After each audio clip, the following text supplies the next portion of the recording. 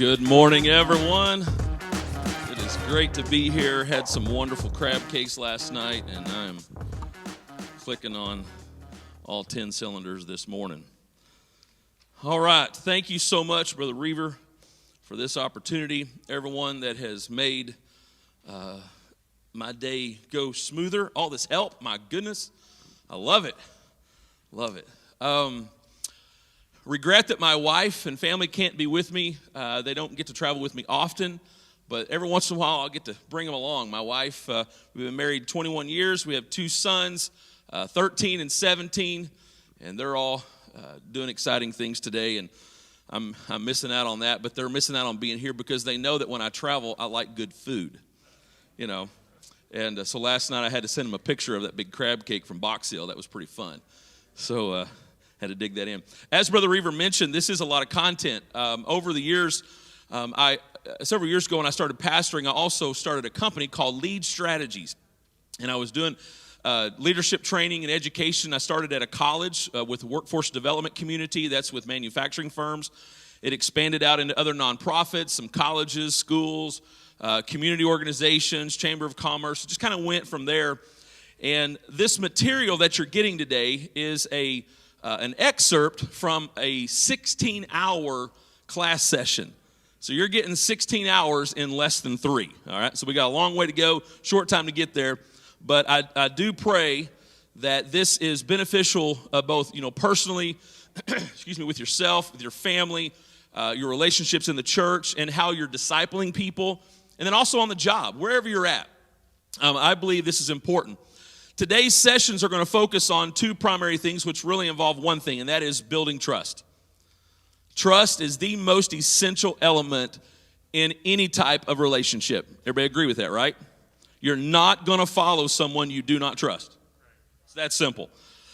Building trust. And I believe the greatest tool in your toolbox for building trust is proper communication. Effective communication. And I'm going to show how all this works together today. So we're going to go on a journey here, and hopefully by the end of it, you'll learn some stuff. Maybe I'll learn some stuff too. I like learning from you. I will have a couple of you help me today. I know y'all love that kind of stuff. I'm sure you do. But we're gonna find out some things as we go through this. In your little workbook here, I have some fill in the blanks for you also. Studies have shown that you are 80% more likely to remember something that you write down. That's quite a jump. Okay, so I've given you some little fill in the blanks. It's not hard, not difficult. In fact, on our screens here, as we go through these, you're going to see that there are some words that are emboldened, and that'll show you what words to fill in. But our objective this morning, to start out with, identify key factors of communication. Discover what we call the intent-impact gap. We all have these gaps, kind of like a blind spot when we're driving down the road. And we're going to discover what those gaps are, learn how to work through them. And then number 3, overcome unhealthy communication tendencies. We can develop bad habits in a hurry. Now, let's kind of set the stage here. How old were you when you started talking? Anybody remember that? How old do you think you were? 2? Okay. How old were you when you started communicating?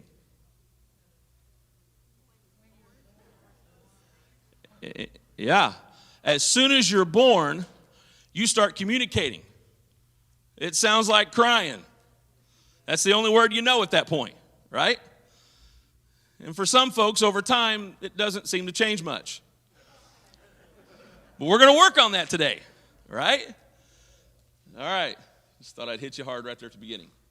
Well, maybe you can see that. Communication is, fill in the blank words here, the transfer, exchange of information that results in mutual understanding. So your 2 words to fill in there, you can either use the word transfer or exchange, and then the last one, understanding. All right. Whose responsibility is it to make sure that communication has happened?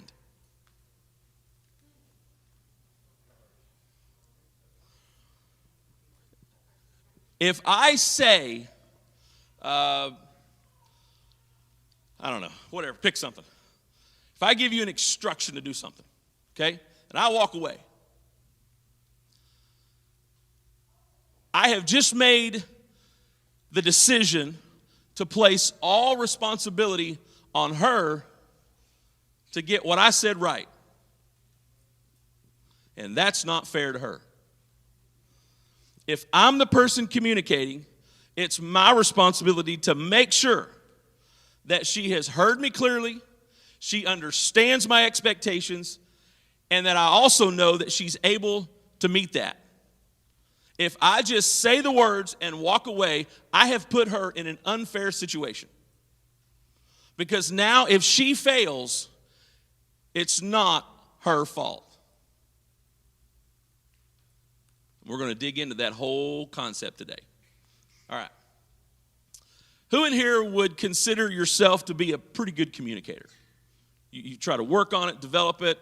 I see several hands, of course. How many of y'all are great listeners? All right. Now let's change that question to how many of y'all are great instruction followers? Got some. Okay. All right. How many of y'all just love it when somebody says, well, you go down there by the big oak tree and you hang a left and then you circle back by the blue barn and then you turn right? What about this one? If you'll go 6.3 miles to the west, articulate a 90-degree, I got one hand on that one, right? We all give instructions different. We all communicate different, okay? So now let me circle back to us being a baby. We learn how to communicate, right? Because as we communicate, we see how our parents respond to us.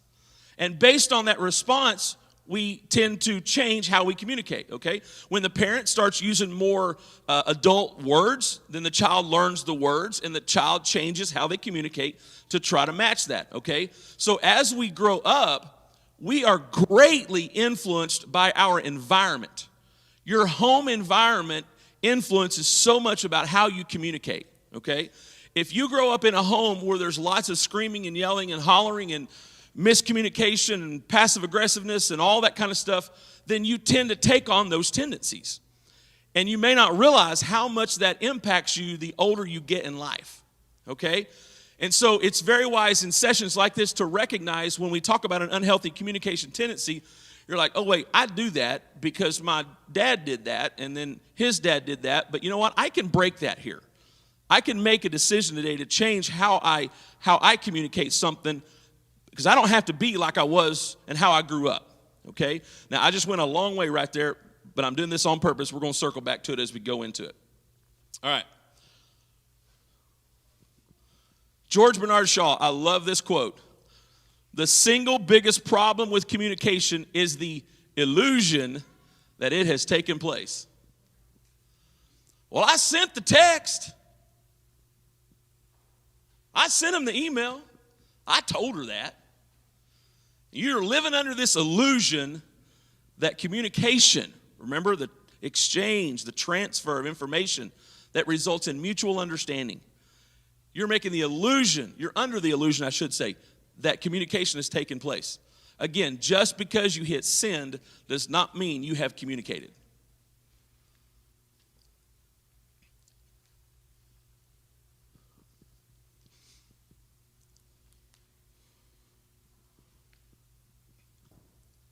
Here we go. The impact or intent impact gap. Words are what build that pathway right there. But it is essential. I want you to notice, I love this little picture. These two little people are looking at one another, right? There is so much that's involved in human communication when it comes to that eye-to-eye connection. Or over the phone, the voice-to-voice connection. We are so dependent on voice inflections, okay? Quick little story, I was in Africa. I was doing some little work at a school several years ago, And after I got through with the first little session, I walked over, was kind of getting a drink, and the missionary come up to me, and he goes, "Man, Rick, you're going to have to change how you're talking." I said, "What's wrong with it? They speak English." He goes, "They don't speak Arkansas English." He said, "Do you realize how many idioms you just used?" He said, "You literally said it's raining like cats and dogs." He said, "Do you understand in their language they do not have idioms? They literally thought cats and dogs were falling out of the sky." I'm like, "You got to be kidding me." He goes, "No, they do not use idioms. If you say it's hotter than blue blazes, they're trying to figure out what a blue blaze is." Right? All these little things. He said, "You even said, now this will throw you a curveball." He goes, "They don't know what baseball is." Right? Those little words and phrases that, and I was like, wow, I never realized how many of those little statements I make, because I've grown up with me all my life and I've never noticed, right? But people that had never heard me talk before, and I'm telling you what, Brother Reaver, that really, it caused me to step back and go, wait a minute, maybe I'm not communicating as well as I think I am. He said also, if you'll listen to them talk when they're talking in Swahili or their Bugandan language, he said, you won't hear a whole lot of voice inflection. They're okay with kind of monotone, which also can create problems in the English language, because in the English language, we depend on voice inflections. We depend on that because it creates definition for us, okay? So when you're talking to someone, what I want to challenge you with today is to make sure that you understand where some gaps can be. The gap may be in how you communicate. The gap may be in the words or phrases you use. The gap may be in the method that you use. You know, texting's not always the best, right? There's times where I just had it happen this morning. I had a text exchange going, and finally the guy just called me, and he goes, "Okay, we got to get past texting. I need some voice in this," right? Please make sure you're not demanding there be a gap, because every time there's a gap, there's a chance for a communication failure. Now, I told you in the beginning that I believe that communication is the greatest tool you have to build trust. All right? In a discipleship context, let's use a church context here. We are here to make disciples. Jesus called us to make disciples. That means create followers. And people only follow people they trust. If you're going to explain Acts 2:38 to somebody, you need to have a way of explaining it and be able to communicate it in a way that they can understand it. And folks, you can't just tell somebody, well, because it's in the Bible, right? You got to be able to explain it. And so in that, developing your communication styles and making sure you're not creating gaps is what's going to help you become a better discipleship maker. All right, let's keep digging here. The 7-word challenge. 7 words. I'm going to do a little exercise here for you and show you that depending on which word I put the voice inflection on, it can totally change the meaning of the sentence. Okay? Now just imagine you got those 7 words in a text message. You have no way of knowing what the intent was. Watch this. I never said she stole my money. I never said she stole my money. I never said she stole my money. I never said she stole my money. I never said she stole my money. I never said she stole my money. See what I did there? Whichever word had the inflection is what defined the sentence. Think about that text you're wanting to send. Think about that email you're wanting to send. When you send that without any reference to the context, okay, without any reference to where your inflection is, you leave it up to that person, the receiver, to interpret it through whatever perspective lens they have. You're going to hear about that in the second session, perspective lens, okay? You might have been saying, wait, I never said that. It's not me. I'm not the one that did it. But they may read it, Well, I never said she stole my money. They can read it two different ways. How many of y'all have been a victim of being forced to interpret something and you interpret it out of context without even meaning to? Right? Husbands, raise your hands. Thank you. This is also a semi-marriage counseling session too. Right?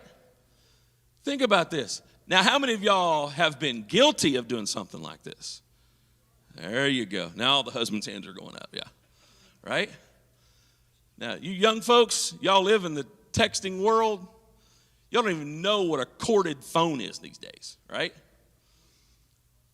It's a different world. And with these new modes of communication, there can be greater communication failures, okay? And so I just want to bring this to mind and have you really thinking about, well, how effective is my communication? How effectively do I leave people confused? Or do I build understanding? Do I create understanding in this?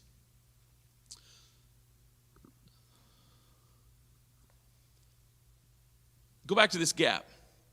I want you to think of someone in your life right now. Now, don't let your emotions get out of whack. But I want you to think of someone that every single time, or feels like every time that they communicate with you, they're leaving gaps.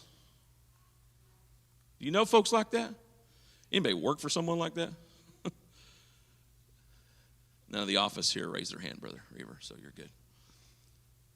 Right? They throw information out there and they just force you to accept it. Do you like working for people like that? Do you enjoy following people like that? Then don't be that. Right? It's that simple. Don't be that. Now, I want to do something. I want to stop right here. I've laid a little bit of a foundation. I want to stop and just ask if anybody has any questions about anything I've said so far. Any questions whatsoever? We're going to do this from time to time. Yes, ma'am.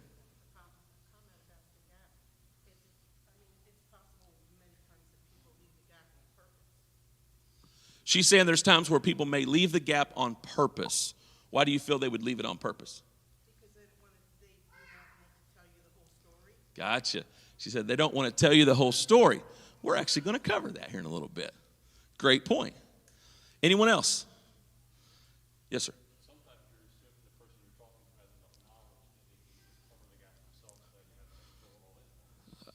He says sometimes you make the assumption that the person has enough knowledge of the situation that they fill in the gaps for you. Great point. While there may be times that's okay, obviously I don't recommend that.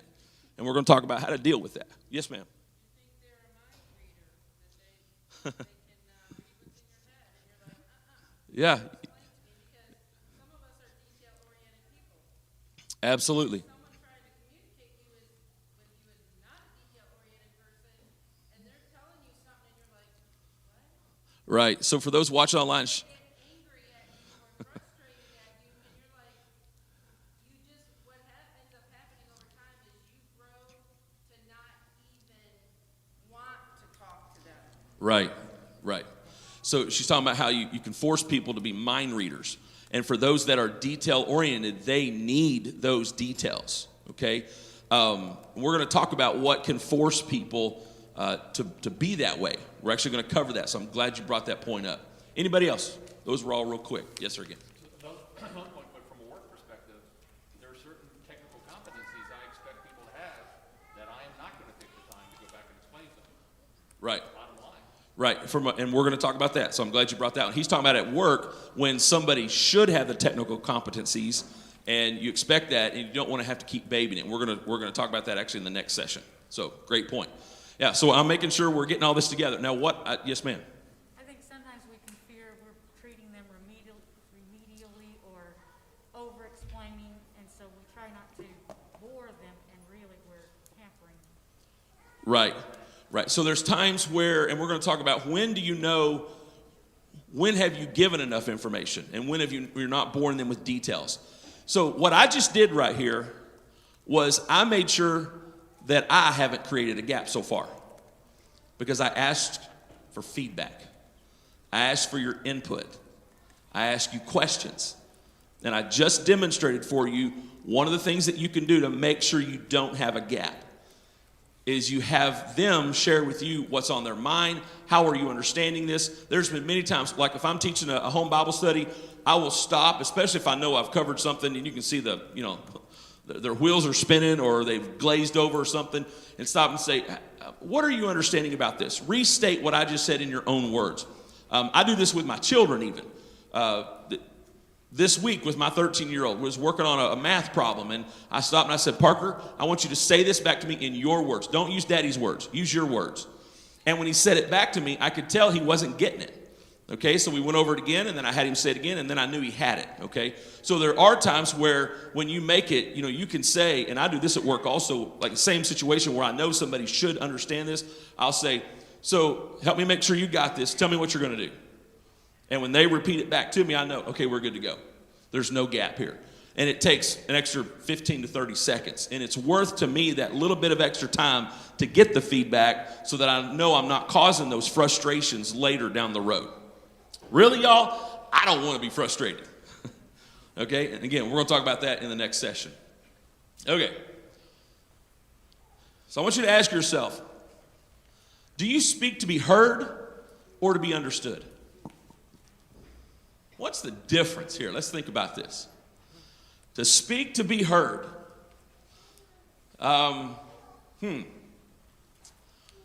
People who they say things very aggressively. They say things, maybe they just like to hear themselves talk. Okay? Obviously, I'm speaking of it in a negative context here. Speaking to be heard. You're going to get your point across. You're going to tell them what to do. You've got that aggressive tone, okay? That aggressive tone in what you're saying and how you're saying it. How you send the email. You've got that, what I call it's too authoritative. All right? Because the goal here is to speak to be understood. And sometimes, most of the time, when you're speaking to be understood, you've got to check yourself in what method you're using, what tone you're using, what words you're using, all those kind of things to make sure that they understand. Because if they're not understanding what you're saying, you are wasting your breath. Okay? Slow down. Make sure they get it. All right? Brooke, what age group do you teach? Kindergarten. Yes, sir. How many of y'all would like to go be a teacher for a day at kindergarten? Right? So she's taking applications. How difficult is it to communicate with a kindergartner in relation to communicating with your dad? Depends on the subject. Depends on the subject. I love it. No, I would say it really does depend on the kid because sometimes their communication skills are more and beyond. But for the most part, it takes a little bit more breaking down, more step by step, and more feedback to make sure they understand. Yeah, she's always looking for feedback to make sure they understand. Now, if she will take that much care with a kindergartner, y'all, I don't believe it needs to change as we get older. You still need to check and make sure. Feedback, feedback, feedback. You're going to hear that from me a lot today. Having them repeat back, asking them questions, force them to ask questions. And at some point, we're going to do that. I noticed when I asked you if you have any questions, pretty much everybody had a comment, and that's fine. But at some point, I like to hear the questions. All right, I want to know where your wheels are spinning, where there might be a little bit of a gap, or maybe there's a little bit of more understanding needed, where you want me to dig into something a little bit more, okay? Because now put yourself in the position of the person who's receiving the instruction. Okay, now you're on the listener side. There should always be freedom to ask questions for clarification. And we're going to dig toward that also, okay? All right, which brings us to the next point. Do you listen to learn? Or do you listen to respond? I was doing this in a class one time. It was a marriage seminar, and I was using this little session here. And the lady says, well, the reason he never hears me is because he's always waiting for a comeback. You know, it's like the person is listening just so they can give that comeback. It's like that attorney, you know, that's standing there and he's just waiting for the rebuttal. Okay? Pause. Listen to learn. Pick up on those details. Okay? Instead of just listening for that reaction. Okay? If you're in a conflict situation, I cannot overemphasize the importance of listening to learn in a conflict situation. Listening to learn. If you are just listening to respond, you are formulating words in your mind. You are listening to yourself think while they're talking. Okay? Some of y'all are doing that right now because that's how we process information. While I'm talking, you're thinking. Now, some of you may be thinking about your shopping list. Some of you may be thinking about what you're hoping to get for lunch, right? Your minds are always spinning. You're always thinking.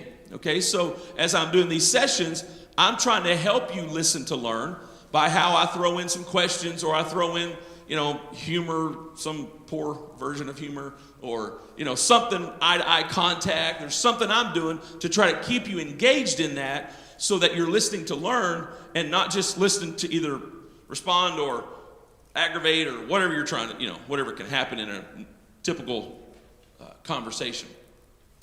How many of you would admit that you have a battle whenever you're listening to somebody in a conflict situation? You do have that battle of always trying to be ready for that quick comeback. Right? Does it get you in trouble? Sometimes. Yeah. Because you might miss a detail. Right? And that detail is that little piece of information that, wow, that would have been helpful. Right? Especially when she says, I've already told you that. No, you didn't. I literally stood right there. Sorry, a little personal experience. So those of us who have a more A-type personality, absolutely, we can be guilty of this, okay? So I do this with the young ladies that work for me. When we're talking, we're dealing with a situation, I give them permission to check me. If they don't feel like I'm listening to learn, they have permission to say it. Now that's different. And a lot of folks may not be comfortable with that. But I've had, in the last month, I'm thinking of one particular situation where one of my assistants, she was like, I don't think you're hearing me right now. Right? She's observing. Because I'm trying to teach them. You make sure that I'm listening to understand also. So even though I'm the leader, we're in this thing together. And so I give them permission to make sure that I'm staying on track. Because my wheels are spinning 90 to nothing. There's another idiom. What does that even mean? But as we go through this, I think these two questions right here, I think these are two of the most important questions that you can get. It may seem real simple, but you think about the impact of it. Think about that impact gap that's created when all you're doing is just speaking to be heard. Or that all you're doing is listening to respond. Instead of taking care of that gap through speaking to be understood and listening to learn. Okay? A lot of impact right here. Okay. Who in here is just really good at giving instructions? Who would you nominate? Who would you point to and say, that right there, he or she is really good. Can't use Brother Reaver, sorry. May not apply. Right here? Rob? Come on up, Rob. Everybody give a hand to Brother Rob, the next contestant.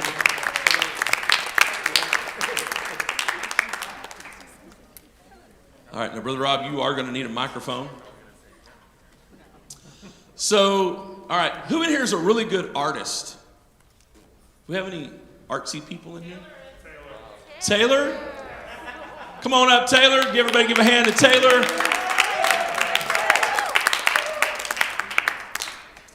All right, Taylor is going to draw us a picture today. So here's what we know about Taylor. She's good. That's what we know. So where are our expectations right now for whatever's about to happen? Pretty high, right? All right, I'll owe you Starbucks after this. There's your pieces there. Okay, Rob, here's what I'm going to do. I am going to tell you one word. And what you're going to do is come back here with me, and you're going to stand right here. And you're going to look that way. And you are going to give her instructions on how to draw what I'm saying. Now, let's set some groundwork here. No crowd participation, right? Keep your laughing to a bare minimum. No helping, no suggesting, silence. Miss Taylor, you cannot say anything. You can only do exactly what he tells your hand to do. Okay? All right, now, Rob, when I give you this word, I want you to think very intentionally. Imagine you are giving instructions to her hand. You cannot say shapes. Like if I said draw a tree, you can't say, okay, draw a trunk and then draw some leaves. Like you literally have to say, put the marker such and such place, draw a certain line to a certain place, curve it, angle it. I mean, you've got to be very, very good at this.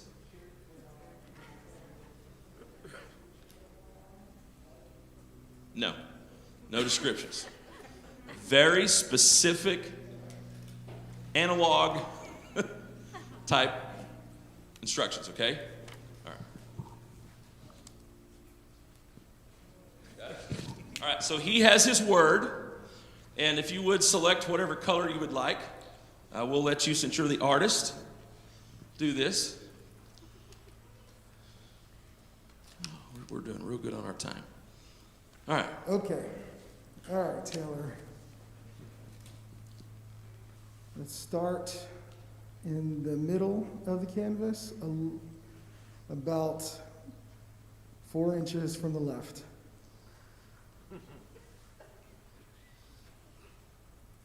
I want you to draw a straight line 2 inches to the right, straight to the right. And now a diagonal line 45 degrees to the northeast. Get your compass out, Taylor. Assuming we started on the left side, 4 inches from the left side of the canvas, we're going from the left to the right, and then a 45-degree angle northeast. Let's go straight north, about another 2 inches. And then let's do a diagonal line going southwest about 2 inches to meet where you had the line before. From there, let's do a slight angle going south about 3 to 4 inches. And then about 5 or 6 inches to the east. Then I'd like for you to go north with a curvature that's about 3 inches high. A curve. And then perhaps once you get to the top of that curve, let's go ahead and bring the line back. So bring the line to the east, but bring it back down about 1 inch below where your curve started.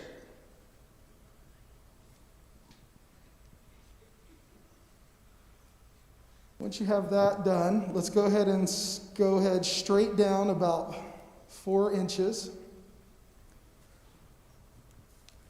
Then go left about 1 inch. Come up about 3.5, close to where you started from.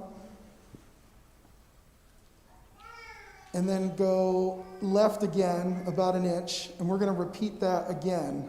So go down about 3 or 4 inches, go to the left 1 inch, and then up again about 3.5. Once you get there, let's go ahead and cross, go left again to try to meet at the beginning, about 3 inches. And then I'd like to go ahead and go straight down again, about 3 or 4 inches, left an inch, and then back up again. You know that thing I have to do tomorrow? No. Church? And then we'll do one last one of those. So there should be almost 1, 2, 3. Okay, one more. Go down 3 or 4 inches, left an inch, and then up. Okay, assuming where we're at, we should be able to go a 45-degree angle to the northwest to meet close to the beginning, but we only want to go about 3 or 4 inches. We don't want to touch yet. Probably 2 inches. Go 2 inches. Sorry. Got about another minute. All right. I don't know where we're at. So let's maybe go straight left to try to meet wherever you started from. Not to touch, but just to be parallel with it. And then from there, let's go up an inch, east about 2 inches, and then, you know what, let's just meet the beginning, where we started from. Okay, feel like you're done? Don't, just stand right there. Yep. All right, so Taylor, do you feel like you followed his instructions? Yes. Do you all feel like Taylor followed his instructions? She did a great job following his instructions. There you go. I think at this point I can say Picasso would be proud. Okay, all right. Rob, tell Taylor what you were instructing her to draw. A dog? So come on out, Rob. I want you to take a look at this. And here's what I want you to answer one question. Does this meet your expectations?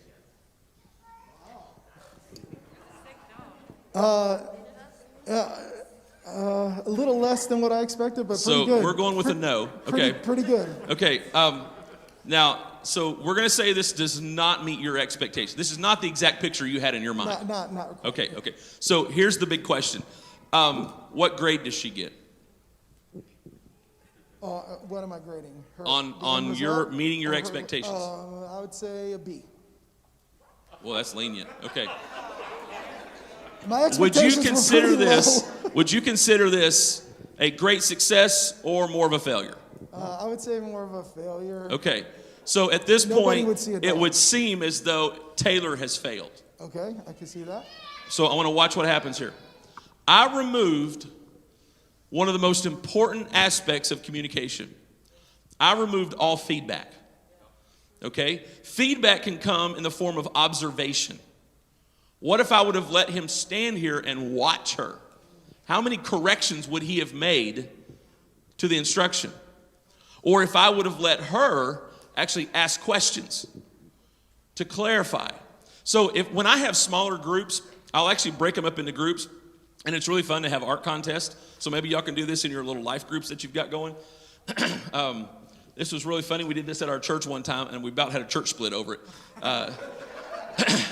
Because there were people who thought they were great at giving instructions when in reality they were horrible failures at it.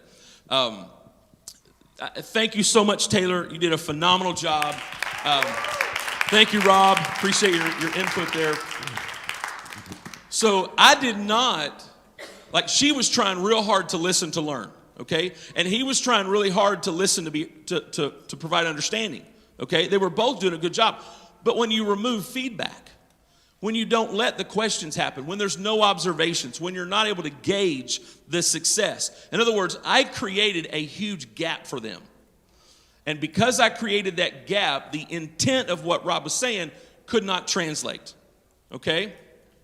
Fun point on this one. I noticed he started using Northeast and things like that. I did this in a class one time of engineers.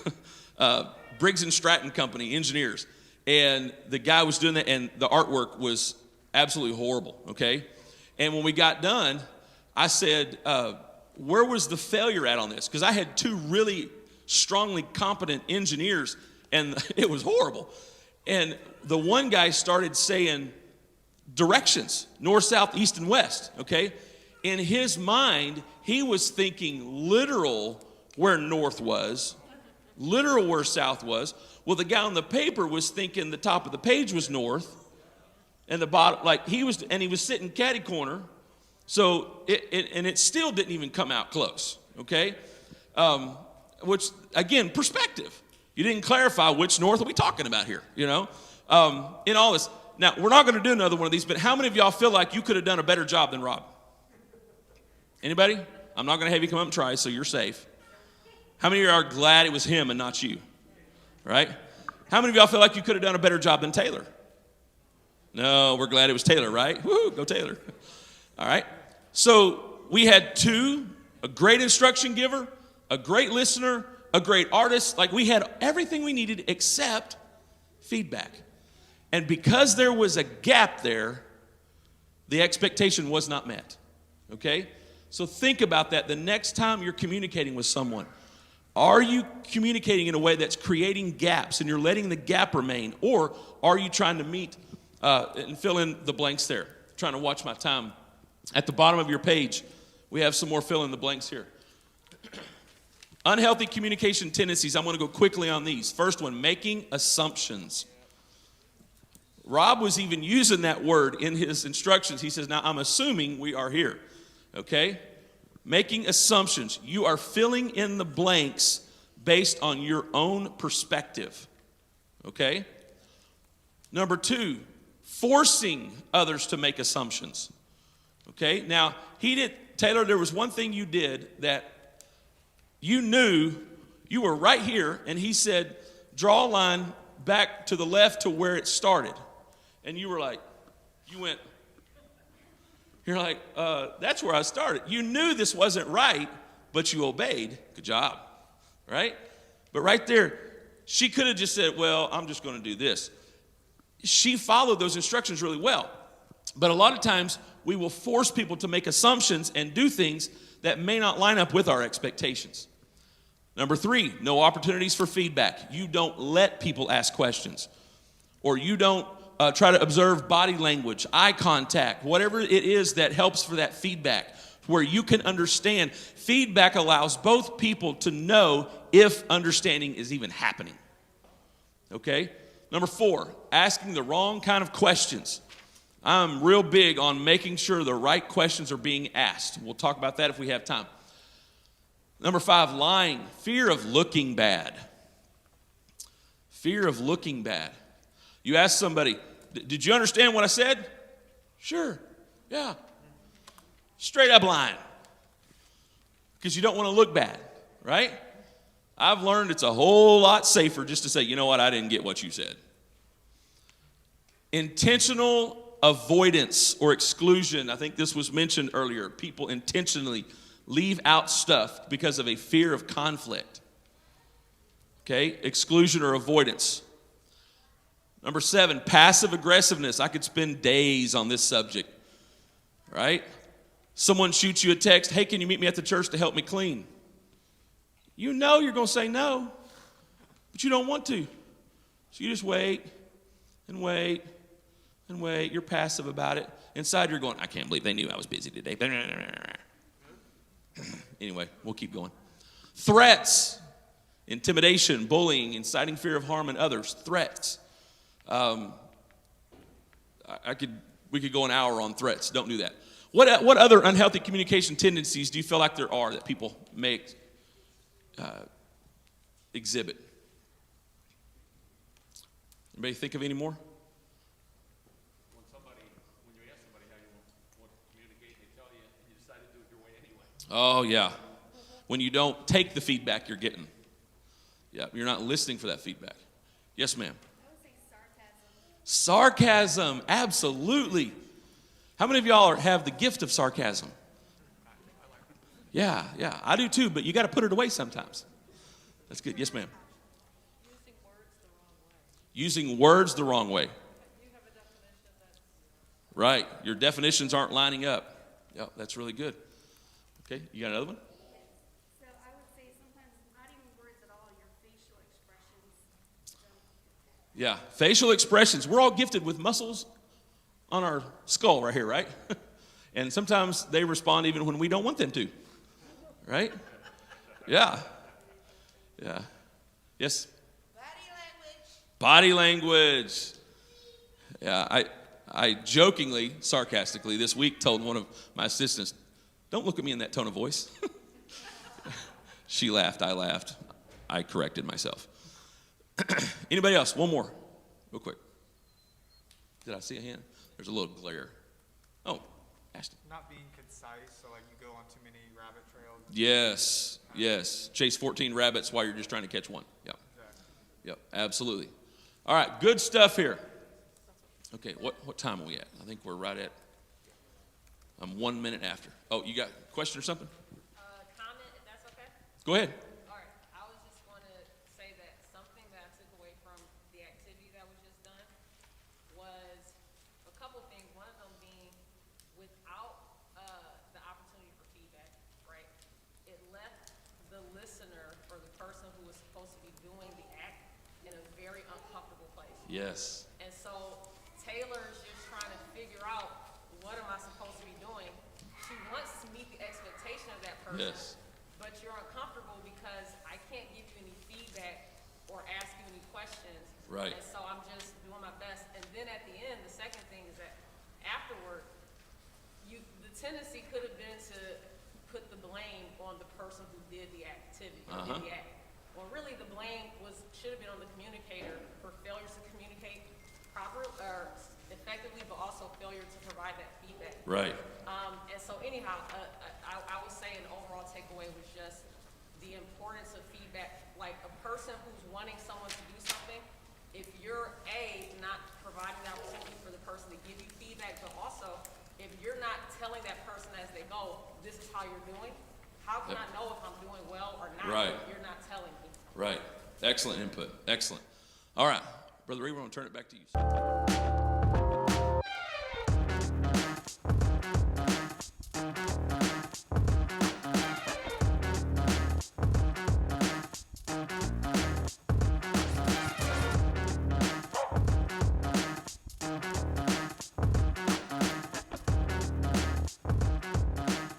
Communication strategies. We've talked about identifying some gaps in our communication. One thing I didn't cover that I should have is the myth of if I yell louder, they'll understand it better.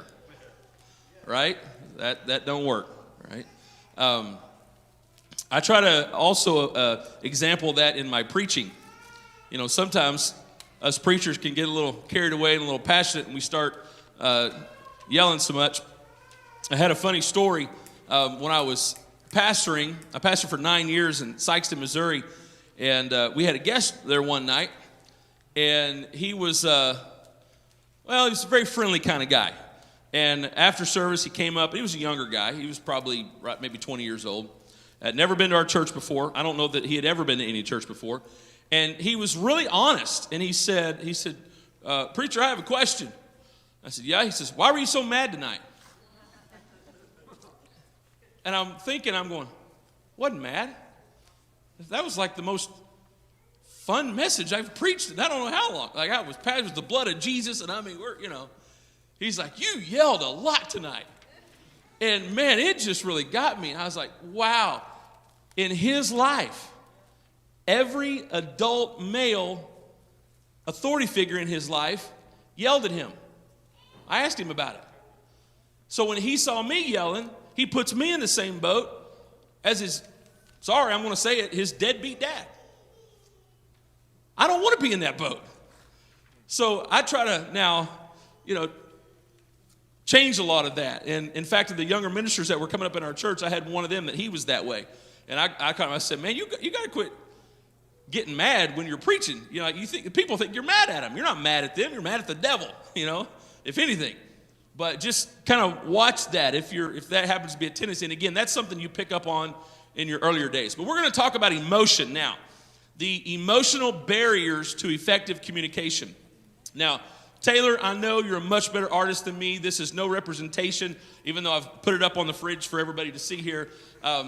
This is no representation of your skill sets. However, I am not an artist, but I'm going to draw something now. So maybe if there's a blank area, I think in the back of your book, there's some blank areas. This would probably be something that you may want to remember. First of all, do we have any nurses in the house or doctors or any folks that are, we've got a hand back here? Okay. Don't judge me too harshly, but if I do say something that's not maybe medically as accurate as it needs to be, give me feedback after the session, okay? All right. I know this is not anatomically correct, but this is my attempt to draw a face.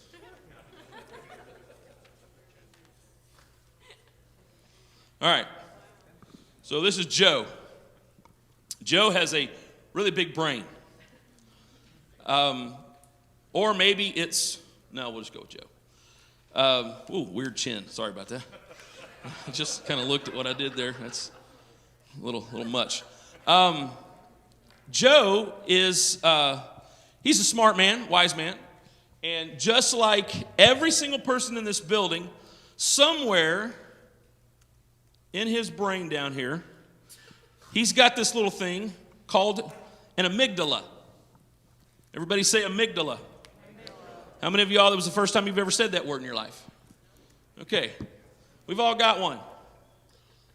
Now, I know, again, I'm not exactly accurate here, but it'll be all right.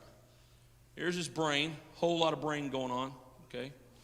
But down in here, he's got this amygdala.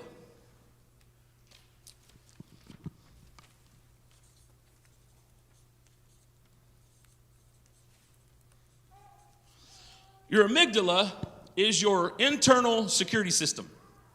We all have one. Fun fact, ladies, your amygdala is larger than a man's amygdala. Okay, this is what drives a lot of your intuition.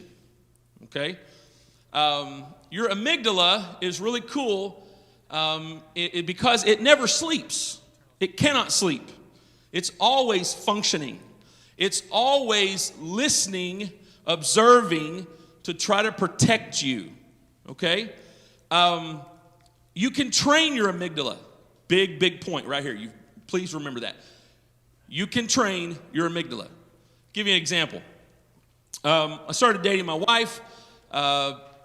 She was in Louisiana, and so I drove down there one weekend, and her dad was kind enough to let me stay in the house. I didn't have to go get a hotel, and probably so he could keep an eye on me. What they did not tell me was he owned 16 chiming clocks. 16. I mean, there's cat ladies and then there's clock guys, okay? I had never slept in a house with even one chiming clock before. And yes, some of them were set at every 15 minutes. And because they were too loud when they chimed on time, he would change the times by 1 minute on some of the clocks. So chiming would start at the 15-minute mark and then continue through the 16-minute mark. And even, y'all, I could not sleep, right? Because it was different. I didn't know what that was. My amygdala was going, wait, you got to wake up. You got to do something. We got to get out of here. This is not good, right? What were they doing? Sleeping right through it. All right? Another example. My wife may be watching online. You know I tell this story, babe. I still love you. My wife, I'll just say one quick one. This is an example. It's 2:30 in the morning. I'm dead to the world. And she's waking me up, yelling, go kill it! Kill what? The mouse. Where's the mouse? Up there. She, in the dead of sleep, had heard the little pitter-patter of 4 tiny feet on a rafter above the insulation in our attic. And that woke her up because somewhere in her life, mice have invaded the world and apparently killed billions of people. I don't know. Black Plague, whatever, Rats of London, I don't know. She heard some story as a child, and it scared her to death. So now every mouse is out to kill every human. Only a slight exaggeration. Some sarcasm there. And so she can wake up at the sound of the slightest little mouse. And some of us laugh at that. But there's somebody in this room going, I don't blame her. Right? Good for her. Go Kelby. You know? You're with her right there. You're nodding your head. She's go Kelby. Good job. But we all have this. And over our lives, okay, there are situations in our lives that actually trains our amygdala, okay? July the 19th, 2010, we got broke into. My son still has some PTSD from that night. It was a horrific night. The guy that broke in actually cut the power. And so now every time the electricity goes out, it's a trigger mechanism, right? And it takes time to process that, okay? Your experiences in your life is what forms your perspective on everything, okay? And it's biological. It's not always spiritual, okay? Biological. So, next to your amygdala is another really cool thing. And I can't really spell this, but I'm going to try. Called your hypothalamus. I just like saying it. Your hypothalamus controls your emotional chemicals. Okay? It controls serotonin. It controls the output of endorphins. It controls the output of oxytocin. It controls the output of cortisol. It helps control adrenaline. Like all these chemicals that are associated with our feelings. Now, I recognize this is not a 4-hour class. This is 45 minutes, so I got to hurry. These chemicals are how we experience feelings and emotions, okay? They add to it, all right? Perfect thing to talk about here.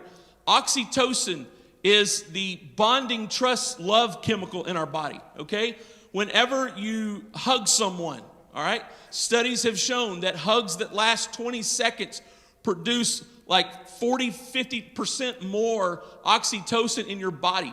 Oxytocin is actually a healing agent. Oxytocin boosts your immune system. That's one of the reasons why social distancing is good and bad. Okay, now I'm not here to debate all that kind of stuff. But humans need humans to actually boost immune system through love and compassion and care. It actually helps boost the immune system, okay? Because what it's trying to offset is the cortisol. Cortisol comes from fear. Anytime your body's under attack, it releases cortisol. Anytime your body is fighting off a sickness, it's releasing cortisol. Too much cortisol over time can lead to chronic depression.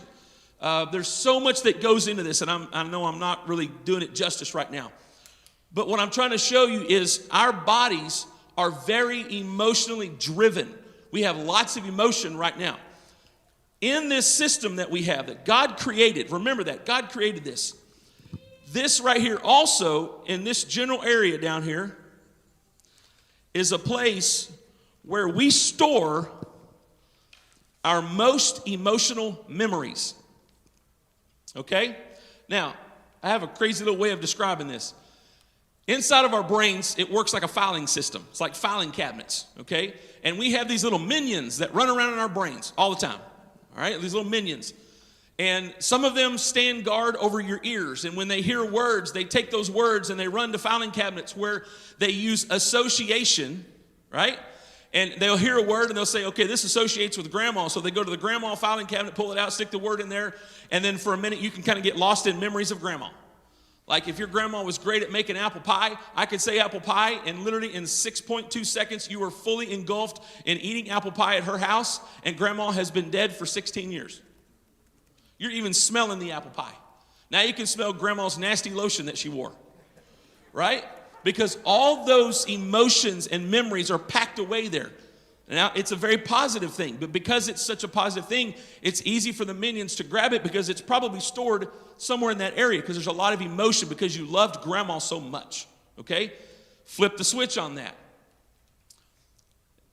If you've ever been in a house fire, Now, just the smell of the wrong kind of smoke, that minion that stands guard over your nostrils, grabs that smoke smell, and he only knows one place to go with it.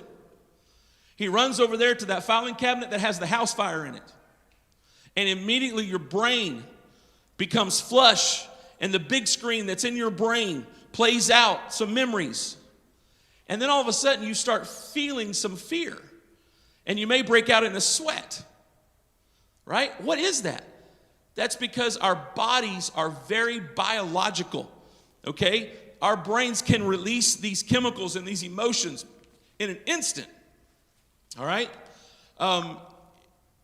Go back to the young man I told you the story of where every adult male figure in his life had always yelled at him, had always been aggressive toward him. So as soon as he started hearing me yelling, he went to that filing cabinet. And there was no way he was going to attend a church that had a man leading that church like his dad tried to lead him. Look, I mean, that's unbelievable how much it impacts someone's life, but it's real. And it's true. And it takes, Brother Reaver, I know you're with me on this one. Sometimes it takes more than prayer to deal with it. You do have to cover it in prayer. But there's also some things you can do along the way to help with that, okay? Because even in this also is where grief is. Strong loss. The grief of anything, okay? Not just the loss of a loved one. It can be the loss of a job. It can be the loss of a house. Somebody's going to laugh at me on this, but I don't care because it's real. It's me. I miss a truck I used to own. I mean, I had a 2018 Toyota Tacoma TRD 4-wheel drive.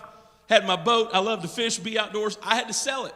You know, sometimes you got to do dad things. When you got to buy braces and all kinds of stuff, you got to make decisions. Like, I miss that truck. And it's emotional. Yes, it is. One of these days, God's going to bless. But in this, and we laugh about it, but it's funny, and I use that example because it sounds like an extreme example, but we all have something.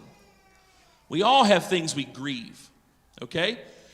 You may be grieving the loss of an apology. Maybe there's somebody that hurt you and you always wanted them to apologize to you, and then they died before they ever apologized. And you're grieving the loss of the apology. All of that is what frames your perspectives. Okay? Now, let's go back to my little guy up here. All of this down here is where emotions live. Okay? Driven by, remembered, controlled, it's all right here. Let's jump to the top part of the brain. Frontal cortex. This up here is where logic lives. Analysis. Long-term memories. There are people in this room that if I ask you to take me to your grandmother's house, and your grandmother may have passed away 30 years ago, you could still, right now, without looking at a map, drive us to grandma's house. Because that memory is permanently stored there. Another thing that's permanently stored in so many brains, lyrics to music. There's a song that you may not have sang that song for 20, 30 years. But just a few words, and all of a sudden your brain is bringing that back. Okay? Top part of your brain, logic, thinking, analysis, understanding. This is where comprehension happens. Okay? So here's my question. The answer is either say top or say bottom. You ready? Here's the question. What part of your brain do you think with the most? What part of your brain do you live in the most? I'm hearing like 3 people say top and the rest of you are silent. How many of y'all will admit you might live in the bottom part of your brain more than you want to? Because emotions drive so much of who we are and what we do.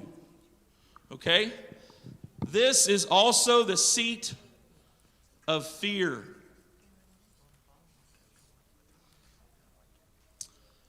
But here's the cool thing. Studies have shown that when fear is resolved and peace is being experienced, it actually fills both sections of the brain. Whereas fear controls the bottom part, peace fills all of it. Boy, that sounds biblical. How appropriate. Peace that passes all, right? You cannot help some of the experiences that you've had in your life, okay? But you can work to overcome them and not let them always frame your perspectives on everything, okay? Now, we're going to talk about what can happen when we do this. This line right here is the listener's gap, okay? Let's go to our workbooks here.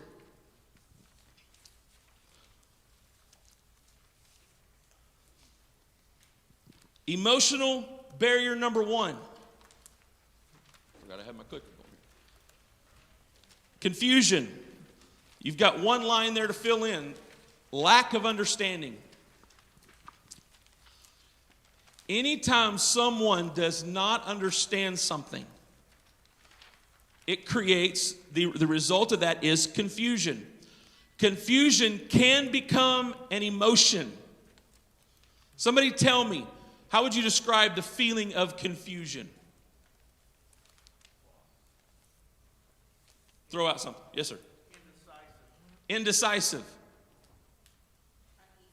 Uneasiness. I like that word. Lost. Vacillation. Big CPA word there. I like that. Somebody else. Somebody's going up and down. You kind of feel, yeah, you're confused. And if that is not resolved, what is that feeling? What can it become then? Frustration, anxiety, panic, all those things. Just a little bit of confusion, if not resolved, can multiply. Now, in the last session, I talked to us about the importance of creating understanding. And if we're not being very intentional about creating understanding, we can actually cause people to raise their emotional barriers, because when people get confused and they have the negative emotions that come with it, guess what kicks in?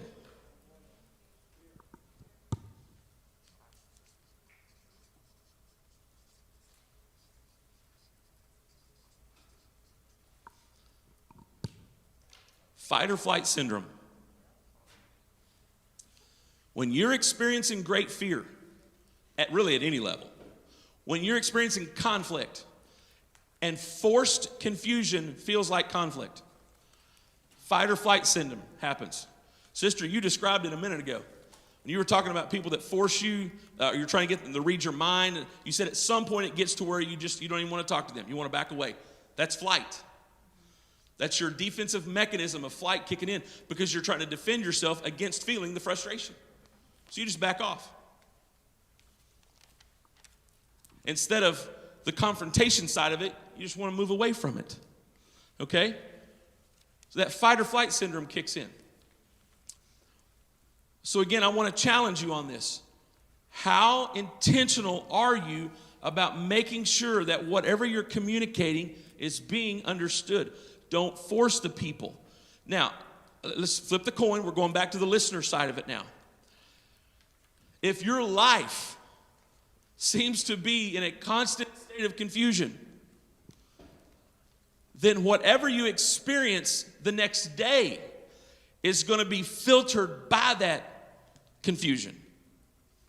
Whatever the frustration that you've had can be filtered by whatever. All this works. Again, this is why I got to put a little plug in here. This is why we need to pray every morning and ask the Lord to renew our minds. Because the day before, we could have had some situations that I don't want to bring that negativity into my today. The Lord's mercies are made new every morning. Well, I want to give his mercy a chance to work today. Right? I don't want to live in a state of confusion. So just some challenging thoughts here I've got on your paper. What specific ideas, goals, plans, or processes need to be clarified? Think about some projects you're working on right now. Maybe some group stuff you're doing here, some things at the church. Let's kind of analyze it real quick. Is there something in our group? Is there something in our processes? Is there something in our projects where we need more understanding? There's too much confusion. Maybe people don't understand a process of something. They don't understand who they need to go to for information. There's something in there. There's a breakdown of understanding, okay? Because if somebody, let's say there's a guest that's out here in the lobby and they can't seem to find the restrooms, right? And there's nobody to talk to, and they get kind of confused and they don't feel comfortable walking down hallways. Finally, they're like, you know what, I'm just going to leave. Fight or flight kicks in because they don't want to deal with the lack of understanding that they have, okay? Do people clearly understand the destination? Do they know, as a leader, do they know where you're trying to take them? There's a lot we could unpack in that one, but I'm going to skip over it. What roles need to be clarified? Do people understand who is responsible for what? This is one thing I find in a lot of churches. Now, I haven't been around y'all long enough. I have a feeling it's much better here, just from what I've already kind of sensed. There's a lot of churches, when I go to them and I ask, hey, who's responsible for such and such? They're like, I'm not sure. Why don't you ask the pastor? Or go ask the pastor's wife. And it's like 2 or 3 people control all information. Please don't be that way as a church. I don't think y'all are. I can already tell this is, the dissemination of information is really good here already. I've had, like this morning, it was like 4 people trying to help me this morning. I was like, I love this place. All right? Just, again, things to think about in your leadership capacities here. Let's go to the next one, emotional barrier. Anxiety. Loss of control. A loss of control.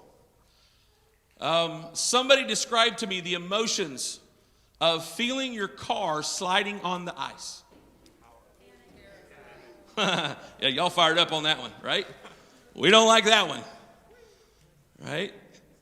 How many of y'all have had a situation in life that you would compare to that and say, this feels like my car sliding on ice right now, right? Anxiety. Here's the deal with anxiety. Let's go back to Mr. Joe.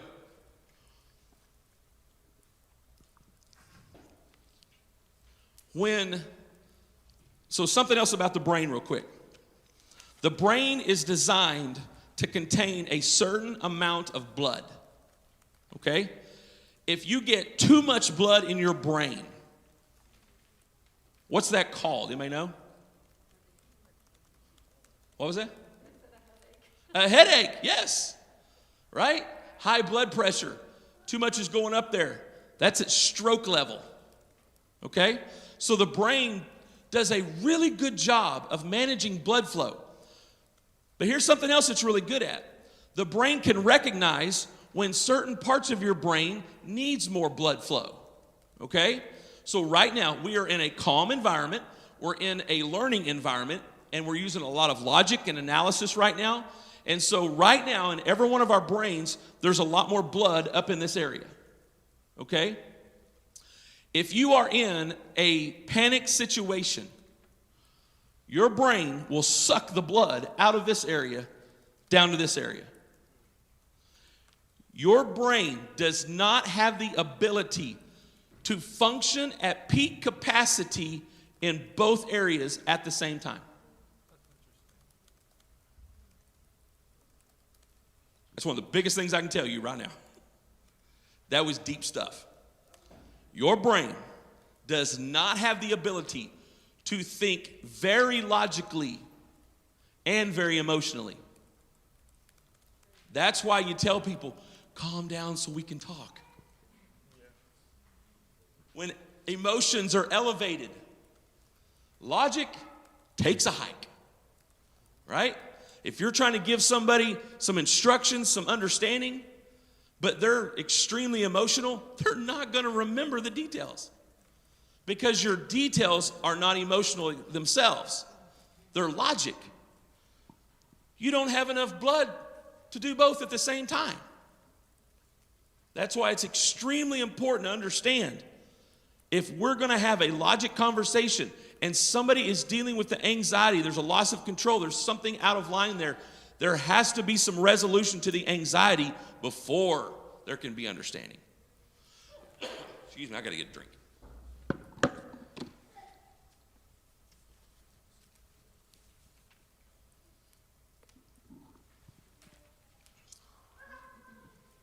All right, let's stop here for just a second.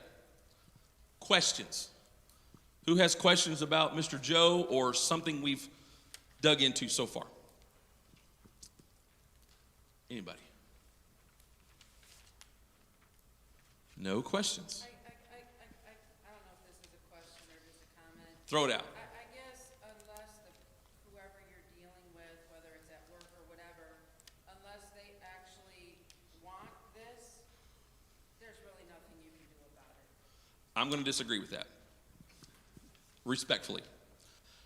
I've been in a situation, it was very emotional. There was a lot of anxiety. Now, I did something that you're probably going to think is the craziest thing ever.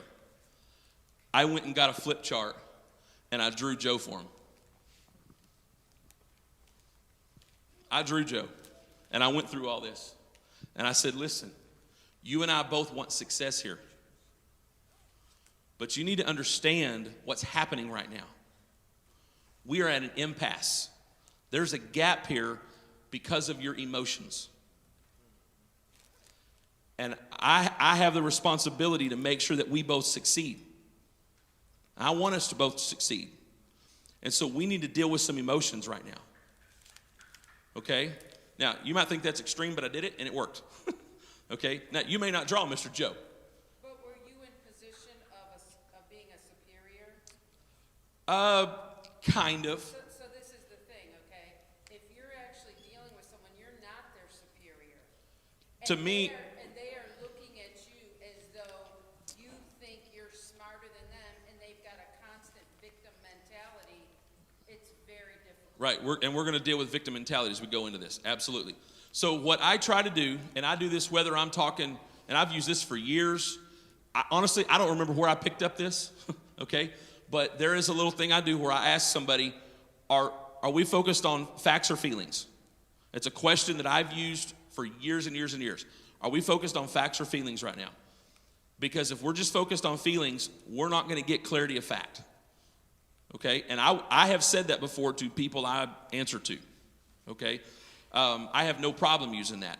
Because when you lower your tone of voice and you say, I really want to focus on the facts right here. I'm not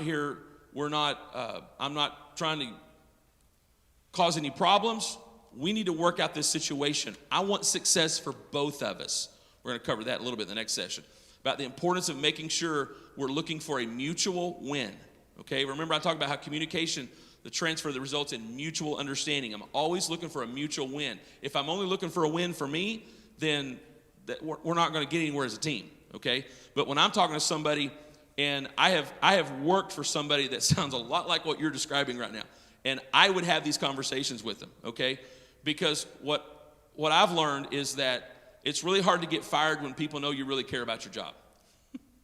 I mean, if you're really passionate and you really care and you want the right things to happen, then we're going to focus on the facts of things. And we need to deal with the facts. Now, if we need to deal with the feelings, we're going to describe the facts that are controlling the feelings. I want to ask someone, what is the exact fact that's controlling this feeling? What is creating this situation right here? Okay? Well, I wasn't treated fair, or I wasn't whatever. Okay, very acknowledgeable. And I'm not here to discount that. I understand. Use empathy in that.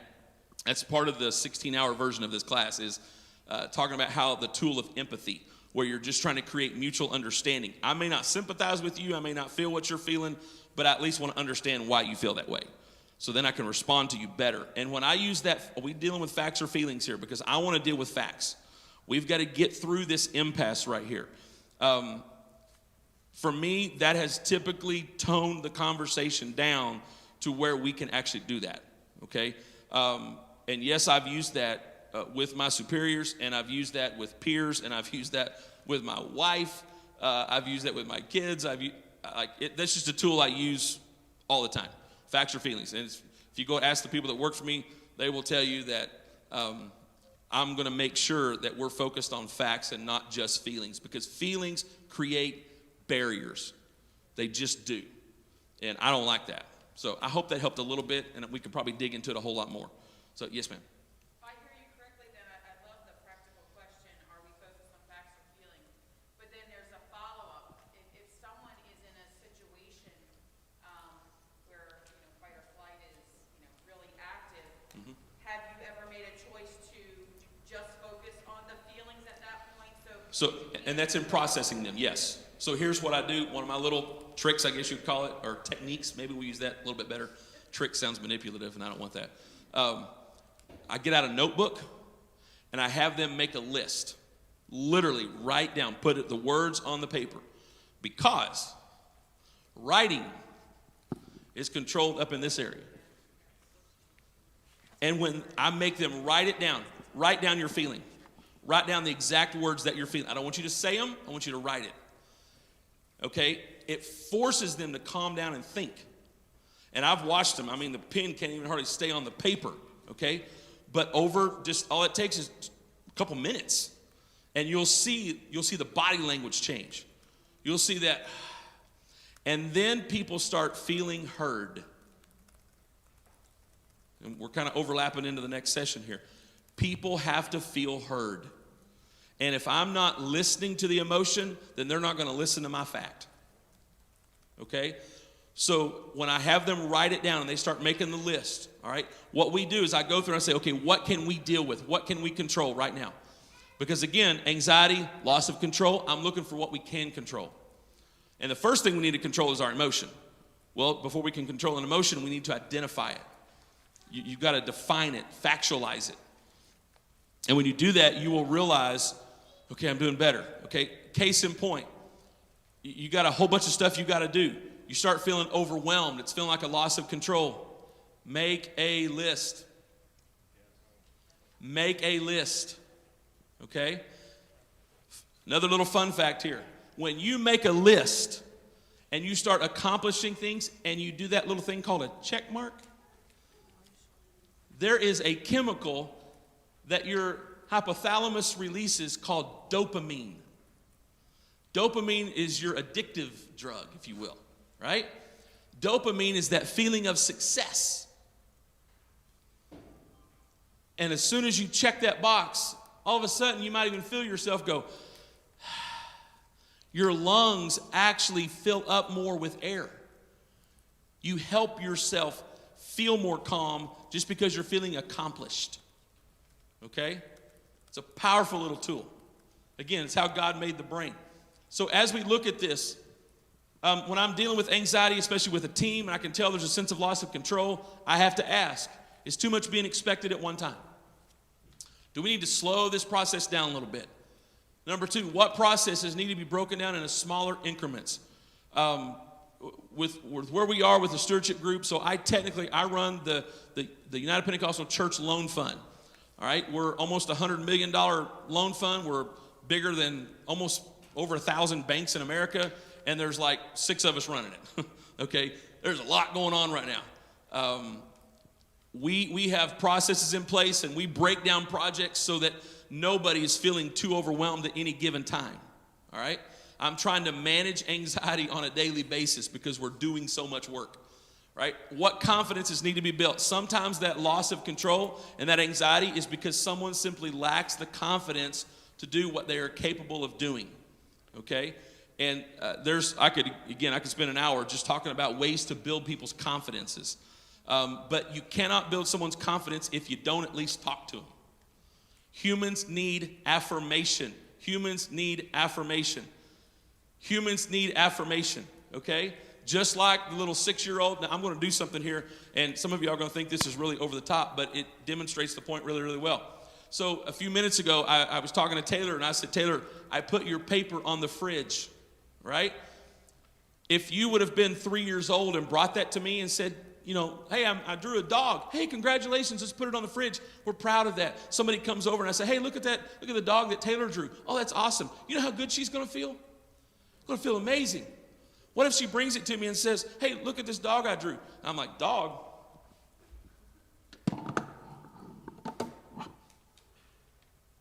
This thing?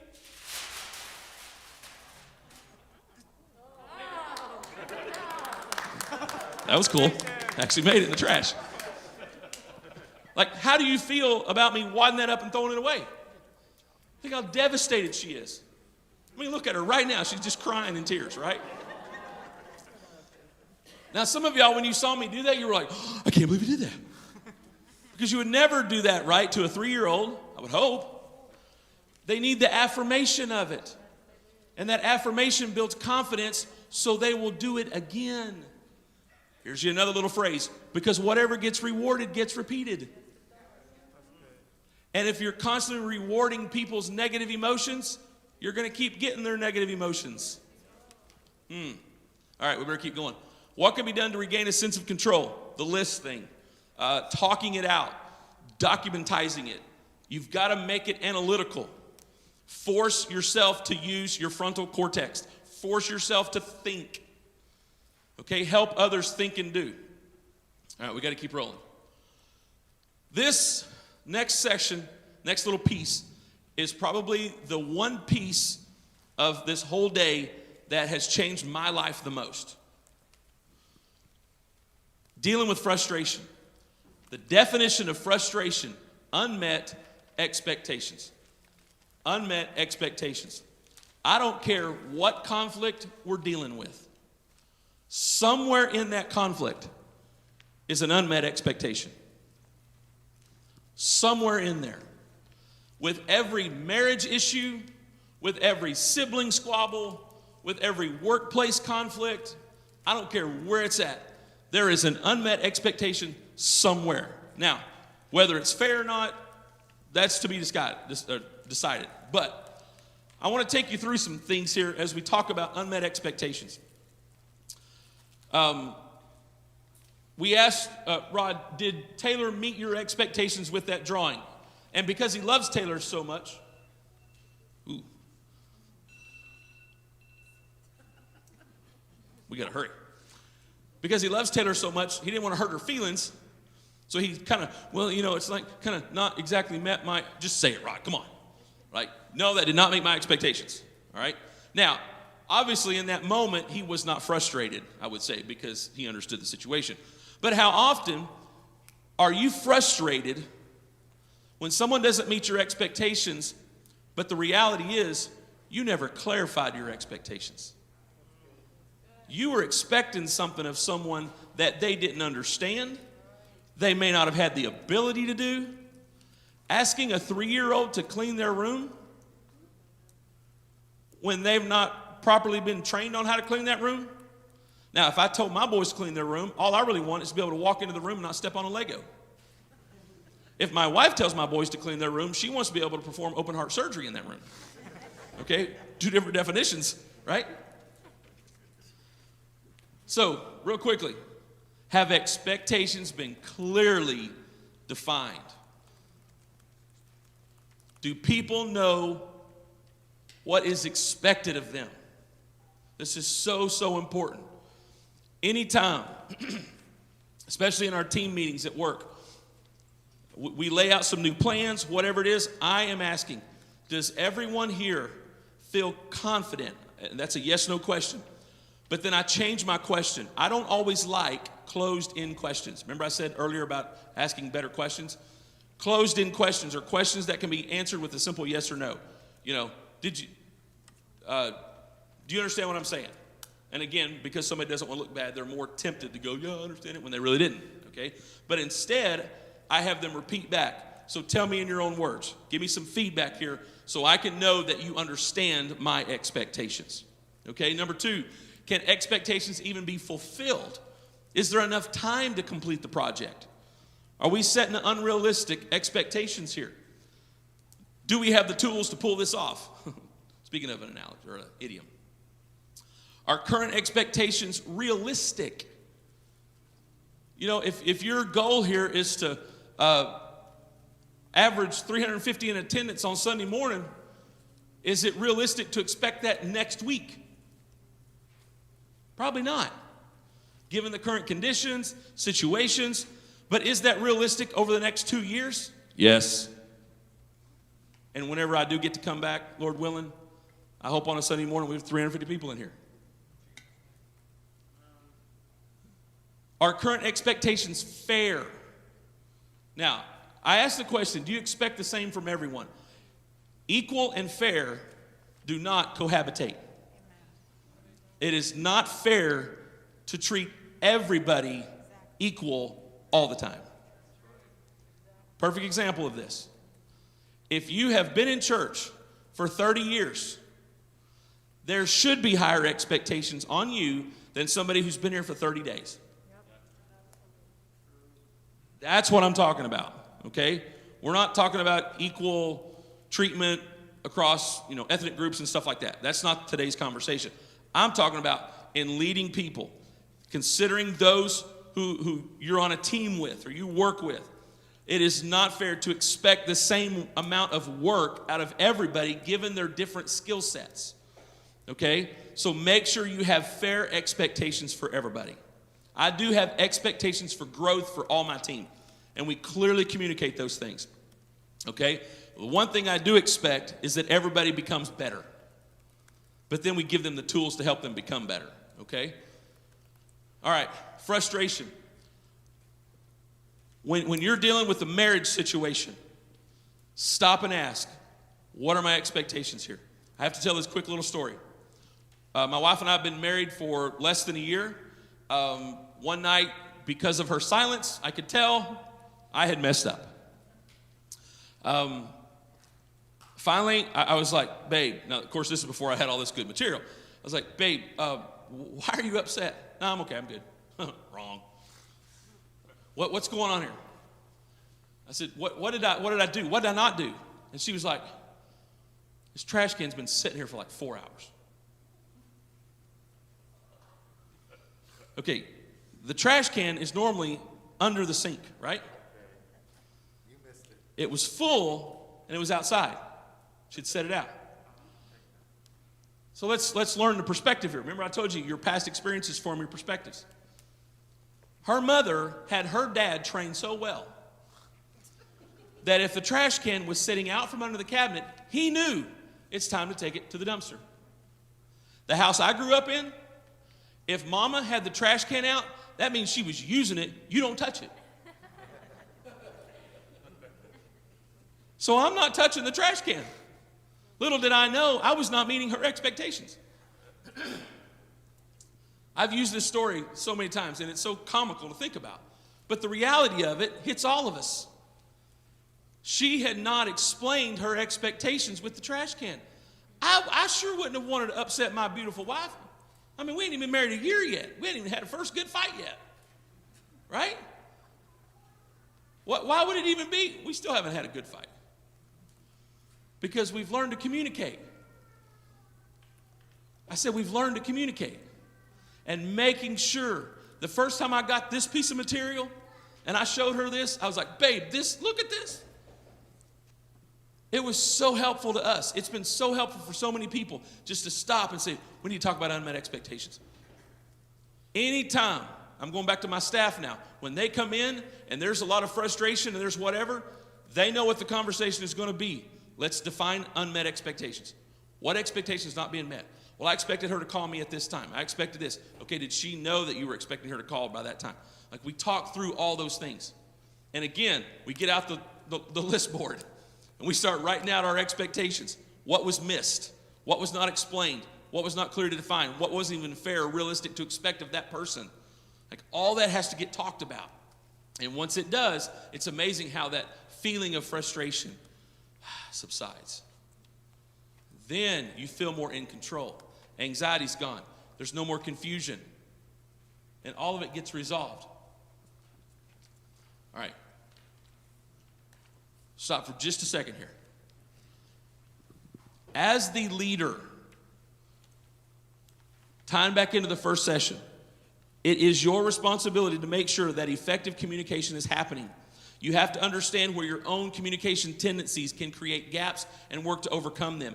At the same time, you need to be mindful of other people's emotional gaps, those barriers. You need to be mindful of top and bottom of the brain. You need to be mindful of those things because they're real. And if they're not dealt with, you're never going to get good logic and good understanding to happen. And so helping people work through those emotional barriers and using some of these techniques is going to help move everything forward and bring peace to the situation so that when resolution happens, success happens. Okay? So I'm wrapping all that up in a quick little deal. You have a question? I do. Would it be fair to say on this part about equal and fair don't cohabitate? Mm-hmm. And I understand that we have different expectations based on maturity. But is there not a flip side that we would want to say where we expect the same effort or the same principles to Yes. So and obviously for time's sake, I didn't dig into all that. She was asking about, is it there a time though to where you do set expectations for equal amount of effort? Absolutely. So this is kind of a little thing. When I see effort from someone else, I tend to put more effort into it. So if they're really trying, then I'm going to help them even more. I tend to do that. So I do have a high expectation of equal effort from everybody. But now the level of success can be determined based on their typical skill sets. And I think where I'm going with that is sometimes because what you're saying, we don't want to confront. Right.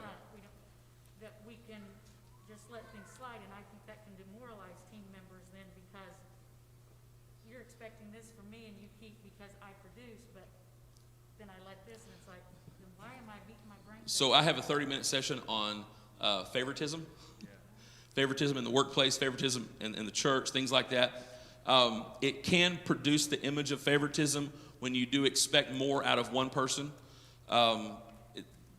There's definitely a lot to unpack in all of that. But for the sake of time, I didn't put it in this conversation. But yeah, it does. People that do work harder, and I mean, I do kind of gravitate to. So I have to be mindful of that to not leave others behind. And to include them and all of that too. That's just, I think that's natural for any kind of team thing. Yes, ma'am. I was wondering, you mentioned rewarding negative emotions. I'm wondering, can you give an example of what that would look like? Okay, say that one more time. Sorry. It's all right. What does rewarding someone's negative Rewarding negative emotions. Well, I mean, from a very like base level of saying it is just letting them keep doing it is one way of rewarding it, okay? Another thing is when someone complains, they're not getting something, and I need this, and they use the wrong tone to say it, but yet you go ahead and do it, like you probably know it's the right thing to do. So I had a situation, I'm trying to think of one's very specific. I had a situation, there was somebody at work that kind of got left out on something, right? And came in and kind of blew up. And for all intents and purposes, probably had a right to do it, okay? But I didn't really want to reward their method, okay? The message, yes. Method, no.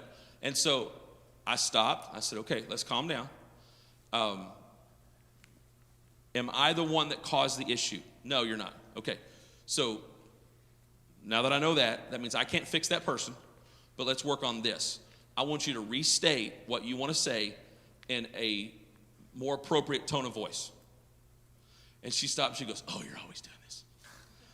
And so she said it. I said, now, doesn't that feel better? She's like, yeah, I did. See, that's all you have to use with me. Because I happen to know in her life, her family was a screamer family. And everybody screamed and hollered and yelled. So that became her natural tendency. So in helping her overcome that, guess what's happened now? Now there's times when she walks in my office, I'll see her go, and then she'll talk. I mean, I hope that answers your question. I mean, that's one of those deals. Yes, ma'am. Yes, you. So I feel like there's certainly being the leader aspect of this training. And from that, you can lead someone into the proper path of, are you using your feelings or facts right now, that sort of thing. But could you speak just for a moment to the flip side? As a leader receiving this training, don't you have to bring a certain amount of vulnerability and discipline when you yourself are coming into a situation? I think. Absolutely. I'm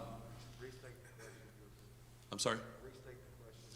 She was talking about as the leader, making sure that you're vulnerable in a situation so that you are bringing the right, I'm trying to make sure I phrase it correctly here. You yourself are aware, if I'm coming into a situation, Yes. I may be the one that has to tag myself that says, right now, I am in more of my emotions than facts. Right. I think once we've learned this, do we not need to also bring that in for ourselves? Absolutely, 100%.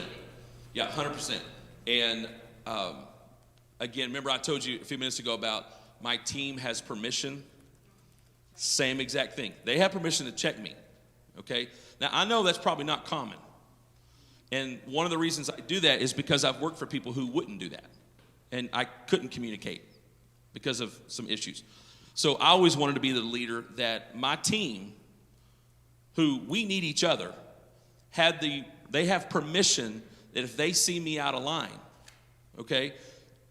And my assistant is really good at this, okay? Where she'll stop and she'll say, hey, before you make that phone call. Like, she can read me, okay? And again, I go to paper, and it just works for me. I've got a notepad that lives on my desk, and I'll even write out the exact sentence I want to say so that I'm making sure I'm not using inflammatory words, okay? I'll write it out, be very specific with my statements, define the actual goals that I'm trying to achieve in that conversation so that I don't let my frustrations project onto that, okay? So last year, one of my little things with my team was, I said, guys, I just want you to know I'm working on what I project. What are my emotions projecting? I don't want to project anxiety. I don't want to project frustration. I want to try to, because if the leader's projecting that, then the team is going to respond that way a lot of times. You'll pick up on that, okay? It's human tendency. And so it's kind of become a joke now where I'll come out, because again, I'm A-type personality. I am expressive, and I'll come out and one of the girls will be like, calm it just a little bit, because they're really in an analytical situation and they don't need a lot of my emotion at the moment, right? Even positive emotion, even sometimes that can get in the way. Too much rah-rah. And so learning to temper that for myself. I hope I'm answering your question. Okay, good. Do we have time for maybe one more? Okay. Anybody else? Question? Yes, ma'am. So what causes you to classify something as a negative emotion versus negative behavior? Because I've never really understood it as a negative emotion versus like the behavior and action. Okay, so negative behavior versus negative emotion, how do you classify those? Understanding that all behavior comes from thought. All behavior comes from thought. It may be instantaneous thought, okay, a reaction type moment, okay? But all behavior begins in the brain. And so what people are given to think like, their mode of thinking, their mode of operation, then transfers over into their mode of behavior, okay? So if someone is exhibiting negative behaviors, I know that all of those behaviors started with negative thoughts. Somewhere. They've got a plan in their mind. They've got an agenda. They've got something they want to prove. They got a point they need to make. There's something in that. There's a defensive. Here's your good phrase, self-preservation. Self-preservation is a huge determining factor in how people's behaviors are. Okay? If they're trying to preserve their self-image, they're trying to preserve their job, the job security issue, again, they're in defense mode for something, they're going to exhibit a lot of negative behavior, okay? So like the example I just gave with the young lady that was screaming about something, even though it was probably, her point was very valid, I didn't like her behavior, okay? Because her behavior came from how she was thinking. She was back into her childhood mode. And so I forced her out of that childhood mode, back into her adult mode, so that she could think rationally to be able to speak more rationally. Am I getting there with you? I hope I am. I feel like I missed something somewhere in that explanation. But with people who, over time, have just developed those habits of bad behaviors, negative expressions, negative body language, negative tone of voice, and it just becomes part of their habit. A lot of times they don't even realize what they're doing. And so sometimes it takes someone else that has a good relationship with them who can very gently speak to it in their life, Okay, and I'm not talking about like call it out kind of stuff, but just speak to it and address it in a way that says, hey, I know you're wanting to be effective, but can I bring something to your attention, and I want to help you with this. And yes, I have done that with superiors also. Maybe that's just my personality. I love killing elephants in the room. You ever heard that phrase? There's always an elephant in the room that causes the big issues. I love killing those elephants. Let's just deal with what really needs to be dealt with in the situation so we can all move forward. Because a lot of times, that's what's building and really rewarding those negative behaviors. Well, we need to stop that, okay? And so I go back to what are the negative thoughts that are producing the negative behaviors? And a lot of times it's because someone has become too emotionally controlled and rewarded with their negative emotions. I really hope I'm answering your question. I'm trying to do it quickly. Processing. I think I'm trying to figure out if emotions are always like black and white. Oh, no, they're not. No, emotions are never black and white. I'm probably teaching it as if they are, but they're really not. Yes, ma'am. Yeah, I was just wondering if maybe what Rochelle was getting at is it okay really to label any emotion, period, as negative, as opposed to Okay, I'm following you now. the way that you act on that emotion? Right. So you cannot label all emotion as negative. Absolutely not. We're humans. We need our emotions. We really do. And I know I'm talking to this as if we need to do away with all of them, and that's not what the point I'm trying to make. I just know there's times where I don't want them controlling everything. And when your emotions start controlling the logic side of it, that's when they become detrimental. And anytime those emotions are causing an impasse where we can't achieve the success that we're looking for, then that's where the negative emotion becomes a negative behavior, and we've got to make some adjustments. We have to adjust it in there. But yeah, I think to stay alive, you need fear. To some regard, you need fear a little bit just to stay alive. That's how you swerve whenever you see an oncoming car in your lane. Fear is a good thing as long as it doesn't control you. Yes, ma'am. So to clarify all of that, like packing it together, what I'm hearing you say is that basically all your emotions are welcome, but the behavior that you have should include, you can still have your emotions, but include your whole brain in your response to or sharing out what it is that you're experiencing and feeling. Write that down and put it on the screen for everybody. That was really good. Really good. Yeah, God made us with emotions. Okay, God made this brain. But he also doesn't want us to live, so to speak, in those emotions. You need to process those emotions.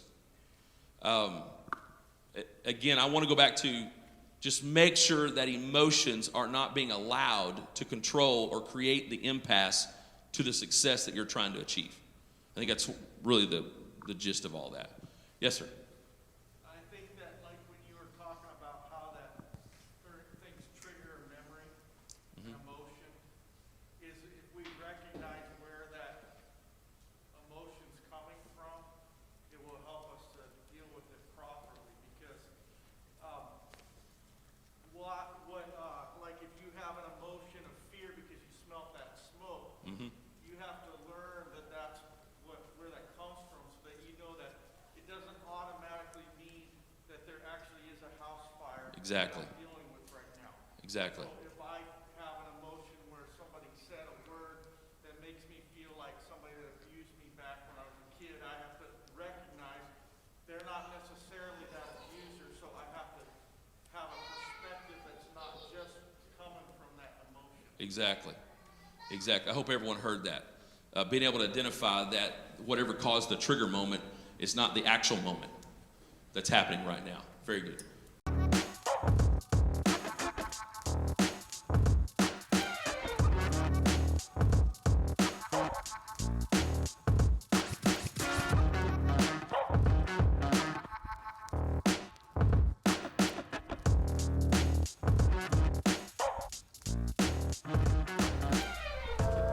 So, a little background real quick.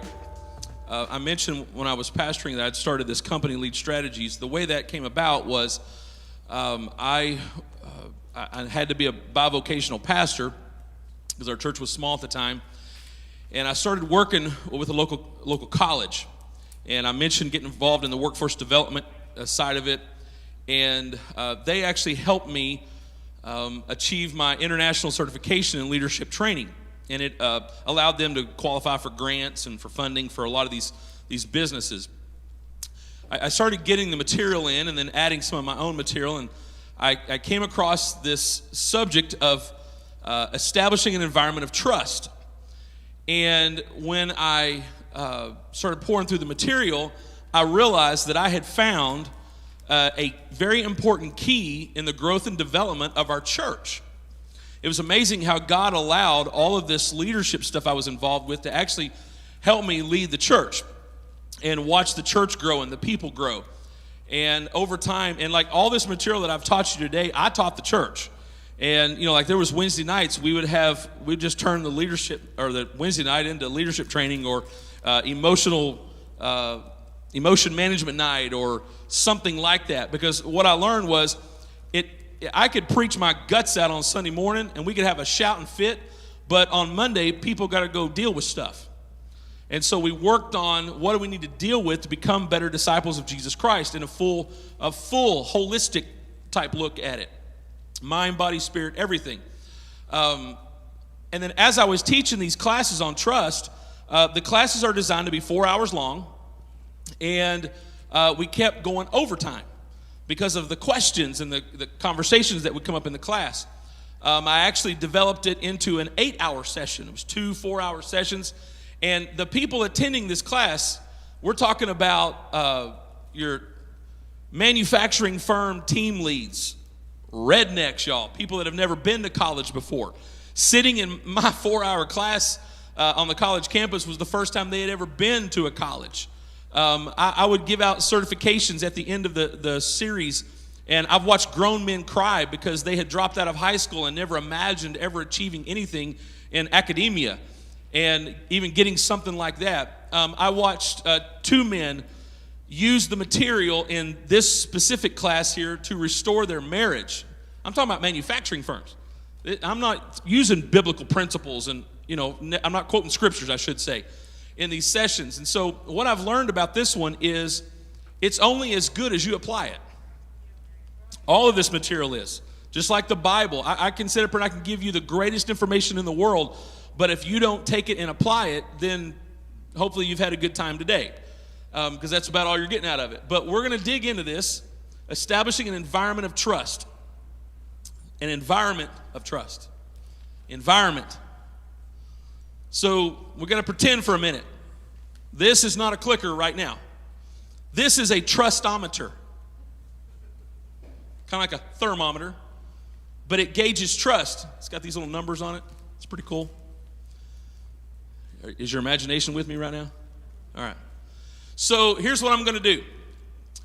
This trustometer goes 0 to 100. If it's 100, that means there's absolutely no way there could be more trust in the situation or in the person. Okay? All right. I'm going to hold my trustometer over here by your pastor. What should I expect it to read? 100, right? No pressure. There are times where I won't do that with the leader because I'm afraid I know the answer before. All right, now, let's use a church setting.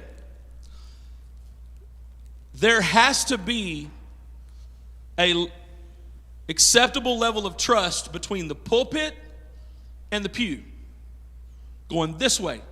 In other words, the development, the leadership of the church needs to be able to trust the congregation. But at the same time, there has to be a level of trust from here to trust the pastor and trust leadership. Trust is a two-way street. It's never a one-lane road. Please remember that.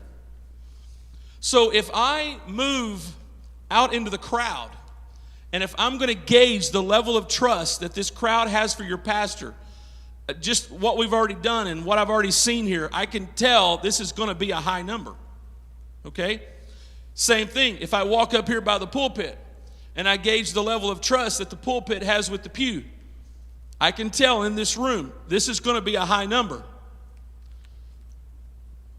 What if I walked into your life group, connect group, or whatever you call your cool little groups? Community groups. What if I walked into there?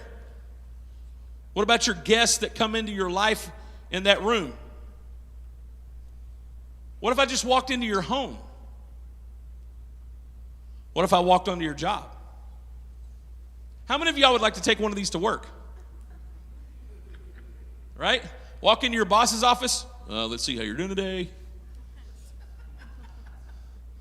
What if I walked into the break room at work? Uh-oh. Y'all know there's an epidemic in the break room, right?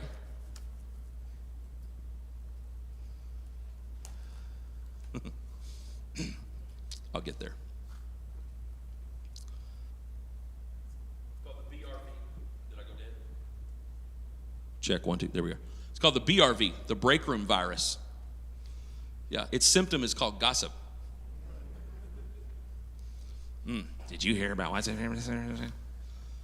Anytime that's happening, you know what gossip does to this thing? You want to destroy trust? Get a good gossip line going. I want you to think about this as we go through this session today. How are you effectively building trust with other people? I'm talking about you are building your level of trust for them. And then how are you also helping foster, it's called, you foster the trust they have in you. It's a two-way street. And as the leader, I want to speak specifically to leaders right now. Leaders, it is your responsibility to make sure that there is a smooth road for a two-way act of trust.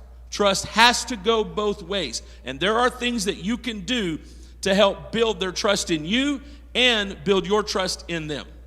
That's the context of our session today. All right. The definition of trust. Fill in the blank word for you here. Confident reliance. Confidence. If there's no confidence, there's no trust. Those words can be used interchangeably. Confident reliance. You are confident that you can rely on them. This award that was just given out, that was basically the words that was said. You know, there's been a level of confidence that you can rely on her to do whatever it is that she committed to doing, rely on her to be here, rely on her to fulfill obligations, rely on her to even go above and beyond. And I'm sorry if I'm embarrassing you right now, but it sounds like you deserve it. Not deserve to be embarrassed, but deserve the award. Sorry. So let's talk about these 4 key factors that are essential to making sure trust is in the room. Because trust is tangible. Your amygdala is your trustometer. Okay? Remember, fight or flight syndrome, defensive syndrome, protection. Okay? You're always trying. Now, I got a question. How many of y'all, before you walked in the room today, you tried to determine the structural integrity of the building to make sure that the roof would not fall on top of you as you sat here today? Anybody? And somebody just went, wait, do I need to? Like, is this, okay? What about when you're driving down the road? You realize that your amygdala is on fire, right? Especially a 2-lane road. You're wondering, is this person going to cross over in my lane? You could be doing everything right, but can you trust that oncoming driver? Or people that come up too quick to a side road, they want to turn out and you're slamming on your brakes, right? Okay, that's all about trust. So let's talk about key factors of trust. First one, people who demonstrate consistency. It's easy to trust someone who is consistent. They do what they say they're going to do. They show up when they say they're going to show up. They put forth the effort they're supposed to put forth. They demonstrate a consistency in their life. Okay? I love that about people. I strive for that all the time. I want to be consistent. I want to be, it's just, I guess it's my own personal goal. I want to be someone that I demonstrate it, because I know as a leader, if people are going to follow you, if you're wishy-washy and up and down and all over the road, you're hard to follow. Okay? Be consistent. Some of the things that you can do real quick to implement more consistency in your life: read your Bible every day. Make your bed every day. It's just one act of consistency. And it's amazing how that will build habits in your life. Praying every day, setting aside time every day. You do have time to pray. You might just have to wake up a little earlier, okay? Second thing with trust. Trust depends on people knowing you legit care about them. If they get the sense that you don't care about them, they are not even going to start to trust you. But when they know you care, and sometimes care comes across as you simply listening to them. Okay? Being mindful when you're with them, eye contact, all those kind of things. Checking up on them. Okay? If they've missed a couple services, shoot them a text. Hey, we've missed you the last few weeks. Just, hey, you're thinking about them. Okay? The next one, respect and value one another. Remember I talked about how much people need affirmation. People need to know they are valued. Sometimes you have to tell them what their value is. Okay? Those can kind of be uncomfortable conversations. We have a young lady that works for us, and she's absolute gold. Love her to death. But the environment that she grew up in was not one where she was ever told her value. It was just it's an unfortunate situation that she grew up in. And at first, she was very uncomfortable with compliments. She would try to push them off and reject compliments. There's some of you in this room right now, you're not comfortable with a lot of compliments because you didn't get a lot of them growing up, okay? And so when someone starts complimenting you, what they're doing is they're expressing how much value that you bring to their life. You just kind of want to reject it. But please be more open about that, because whenever you start feeling valued, trust starts getting built, okay? Last one here. When people know that who you are and what you do both matter. This is so important right here, y'all. I don't want to just let someone know that what they do is valuable. I want people to know that who they are is valuable. Because what if a couple years down the road you're not doing the same thing? Are you no longer important? No, you as a human, you are valuable. You're important. You matter in the workplace. You matter in the church. Everybody needs to know they matter. Okay? I could go in. Now, again, this session developed into an 8-hour session, right? And I'm trying to cram it into 45 minutes. I got to be real careful how many little spinoffs I do. When people feel like they matter and they have purpose, you realize that the feeling of purpose, the sense of purpose, is one of the top 3 most essential things humans need to know. Humans need to know they're safe. Okay? Number 1, that every human needs to know they're safe. Right? And then arguably, number 2 or 3, however you want to look at it, is that you have purpose. That's why it's so important that we understand in the house of God and in discipling people, we help them discover their purpose. Okay? I don't remember, was it Mark Twain or whoever said it? 2 most important days in your life. The first one's the day you're born. The second day is the day you find out why you were born. It's that you need that purpose in your life. Okay? Humans cannot determine their purpose on their own. Humans cannot ascertain their value on their own. We are designed to help one another learn those things. Self-confidence is literally infused because of the confidence other people have in you. Okay? And we need that. And that's what we're going to dig into today, of the importance of this trust and how it helps build a wonderful environment for growth, especially in the church. Okay? All right, next thing. I don't want to talk about that. Let's go this one. Trust breakers. I got to save time. We had to skip that one. To inspire trust, we must stop doing things that breaks trust with others. There are things that we habitually do, sometimes without even realizing it, that breaks trust. You'll notice there's an analogy used here. This is like an electrical panel, okay?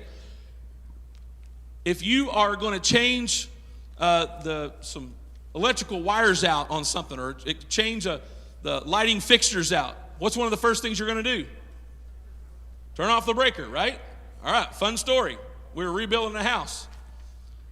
I was wiring a 220 outlet for a dryer. And I asked my wife, can you go on the breaker and Shut off the third one down? The 220? Sure. I heard the click. I heard it click. Grab the wires.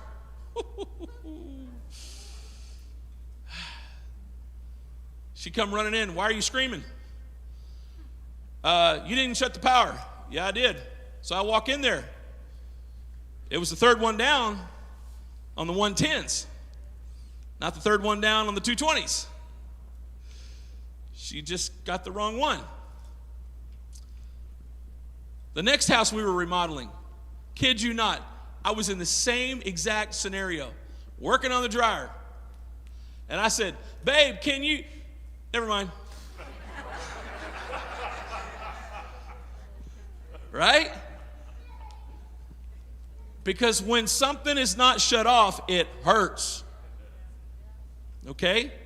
So there are things that we do that without realizing it can harm people, and we need to learn to turn these things off. First one, I think it's a fill in the blank, maybe you got there. Breaks promises. I'll be at your birthday party. I bring that one up because that's the one I heard the most. When I was teaching this to manufacturing firms, I would say, what is the most harmful broken promise that you've ever experienced in your life? That is the most common phrase I heard. My dad always said he'd be at my birthday, and he never showed up. You realize that creates the sensation of neglect, and neglect is it is known, scientifically proven to be the most damaging form of abuse in a child. Neglect does more damage than emotional or a physical abuse, sexual abuse, any of those other kind of abuses. And I'm not trying to discount any of those. We just know that the MRIs of the brain and the scans and all those have shown neglect is the most painful because it's the most irreconcilable. And the only way it can be reconciled is through a different human. It's amazing how that works. And we can help resolve people's pain of neglect. Maybe other people have abandoned them in their life, but if you'll come into their life now, you can help bring healing to them. There's a cool little thing I can teach you on that, but I don't have time right now. Let's go. Breaks promises. Stop breaking promises. Don't tell them, hey, I'll be at practice, and you know you ain't going to be at practice. You know you're supposed to be somewhere else. Just be honest. You know what, I'm sorry. I can't be there at that time. Be honest. Number two, second one, serves own interest. You're all about you. Everything's about protecting you. Everything's about making you look good. One of the ones that just little examples of this one that drives me absolute bananas is where someone will share an idea, okay? And somebody else like shoots the idea down. And then at the next meeting, they come back with that idea but revamped to make it sound like their own. Don't you just want to smack them? I mean, just throat punch them right in the... Sorry. People who serve their own interest. Y'all, if you're that way, we can tell. It's exampled. It's easily seen by everybody but you. Okay? Sometimes you need a wake-up call that says, hey, I think you're serving your own interest a little too much. And then give some examples. Don't be emotional. Remember, facts, not feelings. Right? We're not going to live in our emotions on this. Third one, acts inconsistently. I think I've got time for this. Quick little chart here. All right. So this is baseline emotion. Okay? Just baseline, calm, just kind of. Somebody wakes up in the morning.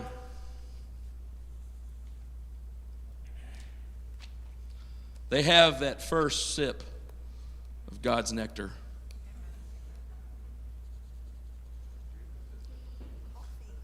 It's called coffee. Right? Then they go to work and find out 3 people called in sick. Right? But the boss offered to buy lunch for the day, so they're back up here. Then they get a phone call that upsets them, makes them mad, and then they never just can't seem to get back to where they're at. How many of y'all want to be a follower of this person? Rhetorical question, right?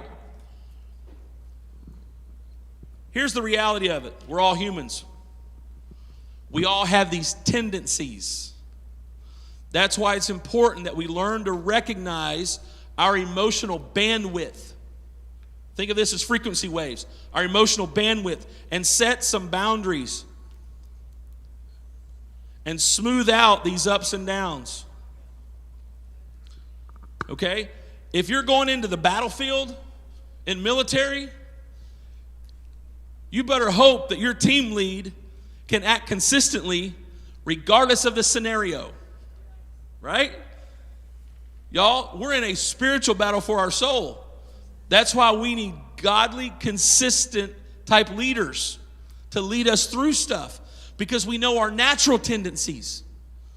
But we can overcome this and put some guardrails in through prayer and through constant communication with other people and helping us understand, where do my boundaries need to be? I don't want to get too low, but understanding I don't want to get too high either. I'm not saying too happy or something, but there's sometimes you can live up in the clouds to the point you miss reality.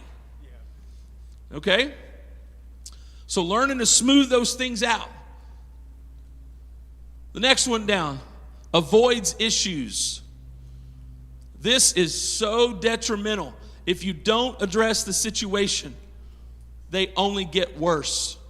Avoiding issues, avoiding what you need to deal with in your life. Okay? Try to do this real quick. When I was managing the bank that I worked for, I had a situation where we had a teller that frankly needed to be fired. She was horrible. The only problem was everybody loved her. Customers loved her. Employees loved her. She was literally the nicest human on the planet. She couldn't count.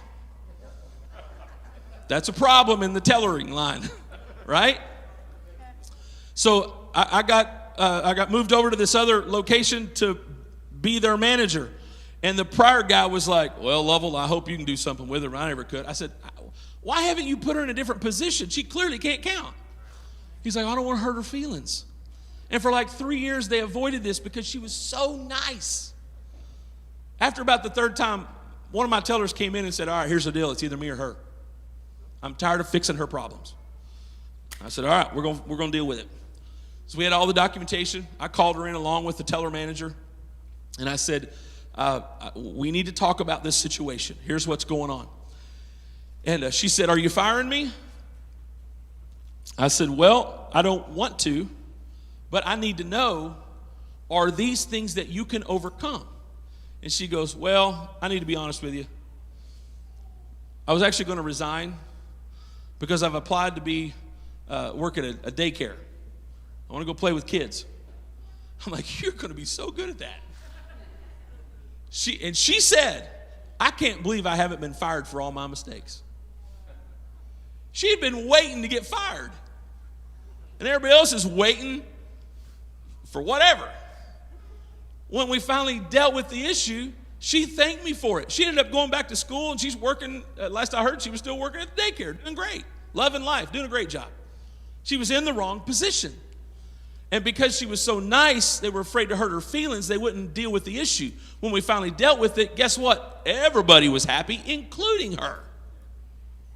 She was telling us about how she would always come to work so scared to death every single day because she knew she was going to make a mistake. I mean, it finally came down to we just had to deal with it, okay? Let's keep going. Makes assumptions. We've talked about this a little bit. You fill in gaps where there shouldn't be gaps with your own perspectives. Finally, doubts others. Doubts others. One of the things I'm going to talk to you about is if you are training someone or you're bringing someone up, making sure that you are demonstrating trust in them and building that trust. Because one of the things example of this is you've given them a task. Maybe they've messed up on it. Maybe they've not done it in the right amount of time. And you just go up and say, you know what, just give it back to me. I'll do it. Don't worry about it. And you take it away from them. Okay? That is extremely demoralizing to them. Why should they be motivated to achieve this if they know if they wait long enough or mess up enough, you'll just go ahead and take it? Okay? This is about, I want to deal with delegation and some of this kind of stuff and how to demonstrate trust in all of this. All right, I got to check my notes. I've kind of changed them up from what I normally do here. Let's talk about the social glue for just a moment. Trust is the social glue. All right, when you break trust, that's like ripping the glue apart, okay? How fast can trust be broken? Somebody tell me. In a second. How long does it take to build it? The glue of trust takes a long time to get hard, to firm up, okay? How many of y'all here like playing Jenga? Anybody here like playing Jenga blocks? Right? It takes time to build all those up, but just one wrong pull. Sister, I can tell. That really frustrates you, doesn't it? It does, yeah. Her blood pressure's going up right now thinking about it. You know, just that one block can bring everything down. Please be mindful of this. You're working hard to build trust. It takes time for trust to be built, okay? I'm trying to pick which story I need to put in the different spots. As a pastor, we had a kind of a growth spurt for a little while, and these people, man, God love them, but wow, they had issues. And I recognized that God had sent them to our church for their healing, because over time, the Lord had showed me how that He had started to trust our church with the broken ones. What a compliment. I feel like that's here. That God wants to trust you with His broken ones. They need time to heal. One altar service may not do it. Okay? Because they can be right with God and still have issues with humans. But as we work with them, right, in discipling, healing, showing confidence, building trust, all of this helps that person grow and heal. Because for years, they've had broken trust and broken trust and broken trust to the point where they don't have any glue left. But when they walk in and they experience the love of God, both spiritually and physically with the crowd, all of a sudden that glue starts coming back and they can form relationships again. I watched people that literally had one or two friends their whole life develop a circle of friends. Okay? Because everybody in their life, I say everybody, probably all too exclusively, but you know, like so many people in their life had hurt them, they just assumed everybody would hurt them. But they found out that there was people who would legit love them for who they are, not with any recourse of what they've done in their past. But legit love that brought this glue together. Think of the responsibility that God has placed on us as leaders in the church to bring about the healing in people's lives, but it cannot happen if people can't trust.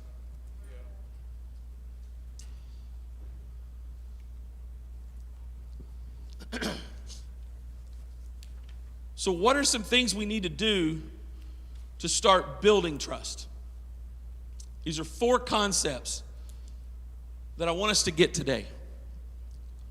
Building trust requires us to be proactive and intentional. I think the intentional might be a fill in the blank for you there.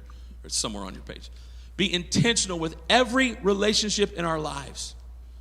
Trust sometimes requires strategy. You got to think ahead about this one. Okay, I'm about to walk into this meeting. I know there's some issues here with the old trustometer's a little low with this group. We got a big project we need to do. Maybe there's been a lot of failure in the past, but I need to be real intentional, very proactive about how we move this thing forward. As a leader, please take time to think it out in advance, okay? I use the chart method. Y'all hear me talk about flip charts a lot and notepads, right? Okay, I'm about to go into this meeting. We've got this new project. What are going to be my resistant points? What are people going to immediately want to resist on this idea, okay? One of the things they may want to resist is the fact that we've tried it before and it failed, so that apparently means it'll fail every time. No, need to revamp, retool, come back to it, and go. These are the objections I'm going to be met with, okay? People don't trust the process. Sometimes it's not about trusting the humans, it's about trusting the processes involved. Okay? So maybe we need to revamp the process, being very proactive. I have walked into meetings before with a list of things that I know is what everybody wants to bring up of why this is going to fail. And I'll lead with that. Let's get this out of the way. We're going to go ahead and open it up right now. Number one reason it's going to fail is because we failed last year at it. Number two reason it's going to fail is because we don't have enough money. Number three reason it's going to fail is because, well, some of y'all frankly don't like this project. Okay? Let's get all this out. These are the facts that's determining our emotions about the project. Let's clear the air on this. I've pre-thought it out. And I've had them in the sessions before go, wow, you really thought about this, didn't you? Yeah, this is a big deal. We got to get this right. Okay, so the first thing we're going to do about it is we're going to foster open communication. I love the use of the word foster here. Okay? By chance, do we have any foster parents in the house? Anybody here foster parents? Okay, foster parents. You are fostering the upbringing of someone. You are providing an environment where a child can grow in a safe way, right? That's what foster parenting is all about. Trying to help this child. You're bringing them out of an unhealthy environment, putting them into a healthy environment so they can grow and thrive. Somebody here has been praying about being a foster parent. I can feel it. You need to let the Lord deal with you on that. Perfect religion and undefiled before God is to visit the fatherless and the widows in their affliction. Just kind of let that one simmer for a little bit. Sometimes we get a little spiritual. That's all right. So fostering open communication. Providing an environment where communication is safe. Wow, that's heavy right there. An environment where people can share in a safe environment. Okay, I know you don't like this project. Tell me why. What are the details about why you don't like this project? And we write them out. Okay? Why do you think it failed last time? We write those things out. All right? Instead of just going in and trying a new way, I need to understand why are they not liking it? I need to open that communication up. I've also told you that my assistants have permission to come in and check me. And yeah, it is a little check to the ego sometimes, but I need it. And what they've told me is how much they understand that I'm not just all about me and self-serving and all that kind of stuff. You know, a lot of these have come out of the professional world and professional environment, banks and other institutions like that, where they've not had healthy leadership. And so when they come in here, it's a different environment. Obviously, working at headquarters should be a better environment, right? But you've got to have open communication. The next one, making sure, this sounds a little redundant, but I'm pounding it in our heads, that the leadership is reliable and consistent, that your plans are reliable and consistent, your processes are reliable and consistent. Everything involved in bringing about the success of anything, okay, needs to be reliable and consistent. All right, the systems that you're using, the computer systems, the whatever it is, are our systems reliable and consistent? Because you might have the greatest team you could possibly assemble, but if your tools don't work, right? If they don't trust the tools, if they don't trust the equipment, what are they going to do? They're going to back off, right? Again, we see now trust now is engaged beyond the human level. Now it's on the practical level, okay? The next one, treats everyone with respect and fairness. Now this fairness right here is about making sure, it kind of touches on the last session too, that everybody's ideas are listened to. I don't care how dumb you think the idea is. I'm pretty confident when I say this. I don't think anyone sits in a meeting, comes up with a comment, an idea, and says, hey, I've got the dumbest idea in the world, let me say it. People don't do that. If people choose to express themselves, it's because they think it's good and valid. All right? Treat their ideas with respect. Right? I've worked for that guy before. Anybody here ever been dove hunting or duck hunting? right? Bird hunting in general, right? When it flies up, boom, you want to shoot it down. There's people like that in conference rooms. As soon as the idea leaves the mouth, pull. You know, they want to shoot it down. Because sometimes they want to shoot it down because it wasn't their idea. Ooh, yeah. Sometimes they just want to shoot it down because they don't want to hear you talk. I don't know, whatever reason. Don't be that guy. Let the ideas happen. One of the things we do in our team, and we've established this, and I love it when we get into these conversations, somebody will say, okay, I've got an idea, but I know it's hairy. You ever heard that phrase before? I got a hairy idea, right? It's like that 6 days without shaving.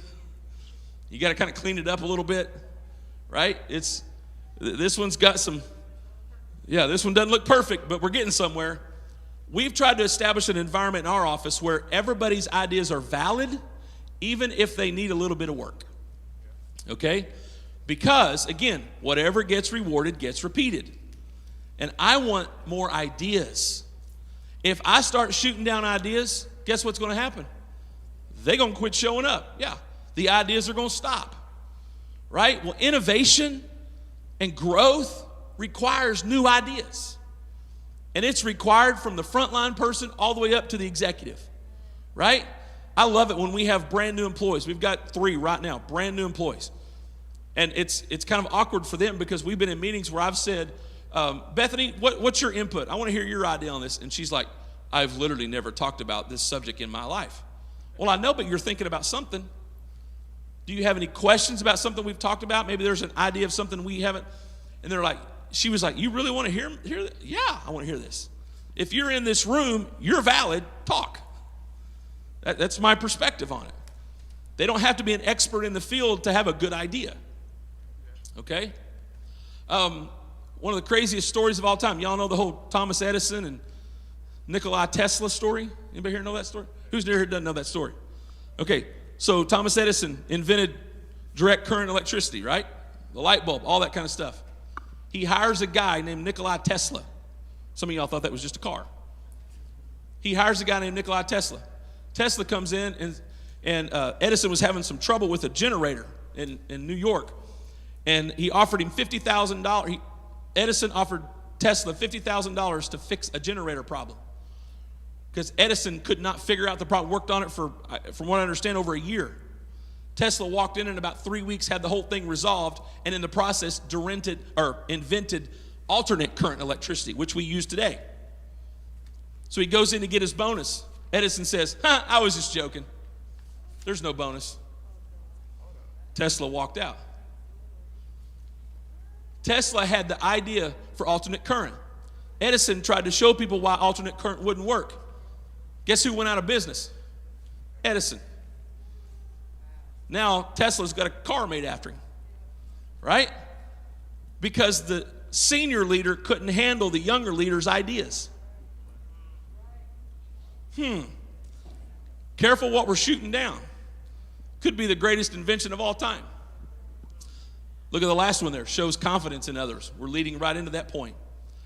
I'm going to try to talk about some ways to show confidence in other folks. All right. I've got a little graph I want to draw for you. Hopefully you've got enough room. You may want to draw this one with me.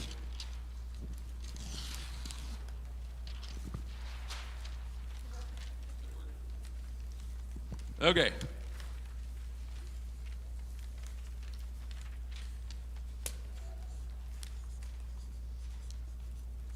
This is going to be called the trust gap.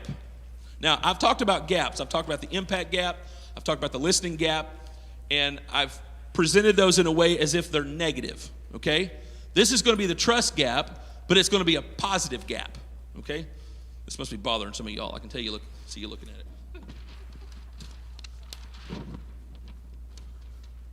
There we go. Trust gap. Okay. If someone is in leadership, so this, we're going to call this oversight of all type. This is how much the level of oversight, the level of management,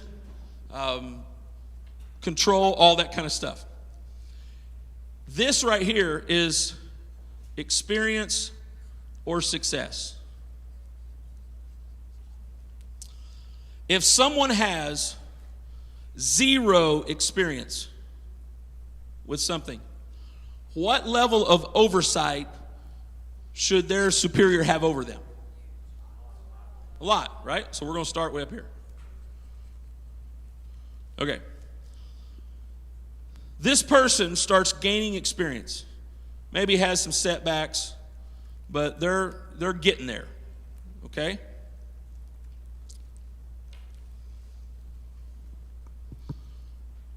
What should happen is the level of oversight should start coming down to a point where a decision has to be made by the leader. Who in here has taught a child how to ride a bike? Anybody? Was it easy or hard? Fairly easy? Okay. Depends on what you're working with, right? All right. Let's see. I need a chair. Can I use a chair here? Is this possible? There we go. All right. So the chair here is the bicycle. Let's turn it around this way. This is the handlebars. This is the seat. All right. Going to teach a kid how to ride a bicycle. There's no training wheels on it. This kid has never ridden a bicycle. The level of oversight should be at its highest level. All right? We've got a big, long driveway. Everything is safe. But I've got a hand on the handlebar, and I've got a hand on the seat. I'm providing balance and direction. I want the kid to experience what it's like moving, first of all. Okay? What am I probably saying to the kid? Here's what I'm not saying. You're about to crash. Are you ready? This is about to be the worst experience of your life. You're about to scrape your knee and go crying to mama. Are you ready? No, that's not what I'm saying. Can you imagine walking up to somebody who's trying to repent in the altar and going, well, this is a waste of time, isn't it? I mean, when I use those extremes, it's like, okay, well, that's obvious, right? People need encouragement. Remember what I said about showing and demonstrating confidence in others? All right, you're going to be able to do this. I know you've never done this before. I get it, but you're going to be awesome at riding a bike. You're going to ride so fast, you're going to blow your hair off. You know, you're inspiring confidence in them. You're trying to help them understand what you already know. You know they're going to succeed. They're going to get this, right? You can do this project. I know you've never done this project before, but you're smart enough for it. Remember when you did that other project? Oh, yeah. Hey, you got this one too. That's all right.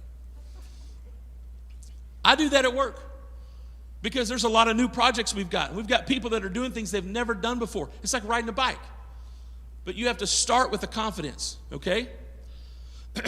That's right here. And as soon as they start showing success, my level of oversight starts coming down, okay? We're moving down the sidewalk, and I can tell that my son has control of the handlebars.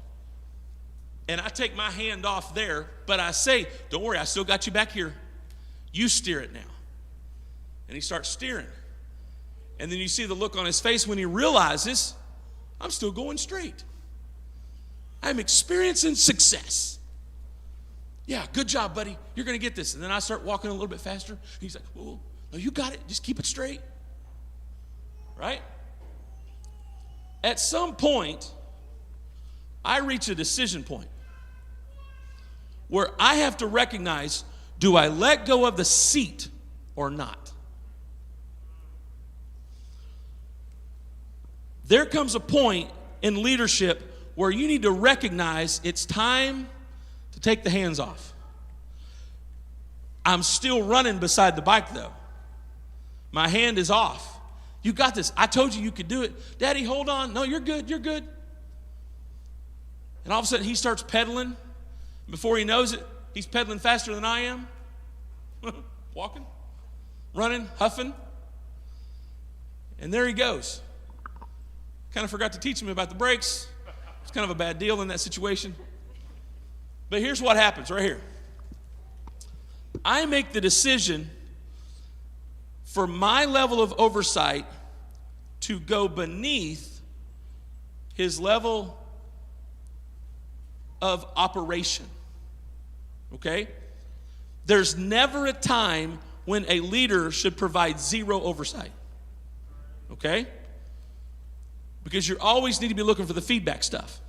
However, you do need to drop below their level of success so that they can ride the bike. Okay? What this does is develop right here the trust gap. This is that positive experience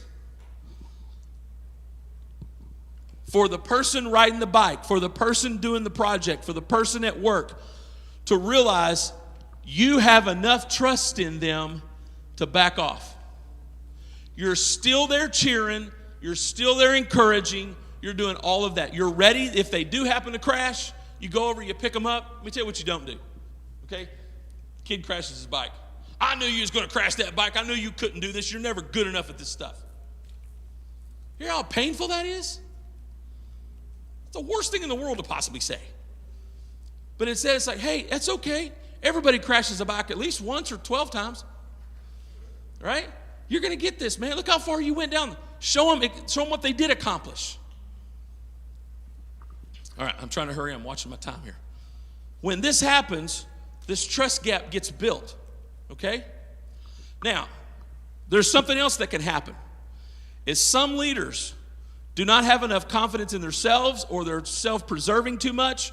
They don't trust their people enough, that even before they get right here, they choose this. When this happens, and the person recognizes there's always going to be too much oversight, I forgot to write the word up here. I'll just start the word. You need to read that? Micro management. Nobody likes that, right? You know, I don't think any leader wakes up in the morning and says, I want to go be a micromanager. But because they don't have trust in people, they use micromanagement tendencies.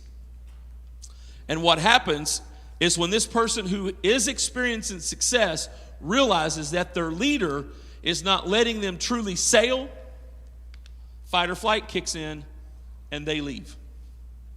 Or they will not put out the effort that they did because their efforts are not being rewarded. Remember, whatever gets rewarded gets repeated. When the success is not getting rewarded, they're going to back off. Okay? We don't want that happening in the church, right? You have a new disciple coming in, they make some mistakes. Yeah, I figured you'd do that. You've always made mistakes in your life. What? Hey, it's all right, man. Micah 7:8, rejoice not against me. When I fall, I shall arise. You got to just get some get up in you, right? Let's develop some get back up. And you start encouraging. Again, they can't create that on their own. They need your voice. This is where that trust begins to foster, that open communication. And the next thing you know, you've got a kid that's riding a bike and doing great. And you know what they do? They trust you now. When the next project comes along, the next new thing happens, there's a positive experience you can draw from. There's more trust, and there's more success. Okay? Where am I at on time? I figured that. We're right at it. Okay. We've covered all the core stuff. Wow, that was a lot in a short amount of time. As a leader, I want to encourage you. Open communication. Help tear down the emotional barriers. Build trust so that the people that are following you can even become greater than you. Don't let your ego stand in the way of other people developing beyond your skills even. Encourage it. Grow a great church by growing great people. That's how it happens. I feel the trust in the room. I feel the openness. I love it. Can't wait for tomorrow. I've got a great word the Lord's given me for the church for tomorrow. Ready to preach tomorrow. Seeing the other leaders tomorrow afternoon. Ready for that. I'm excited.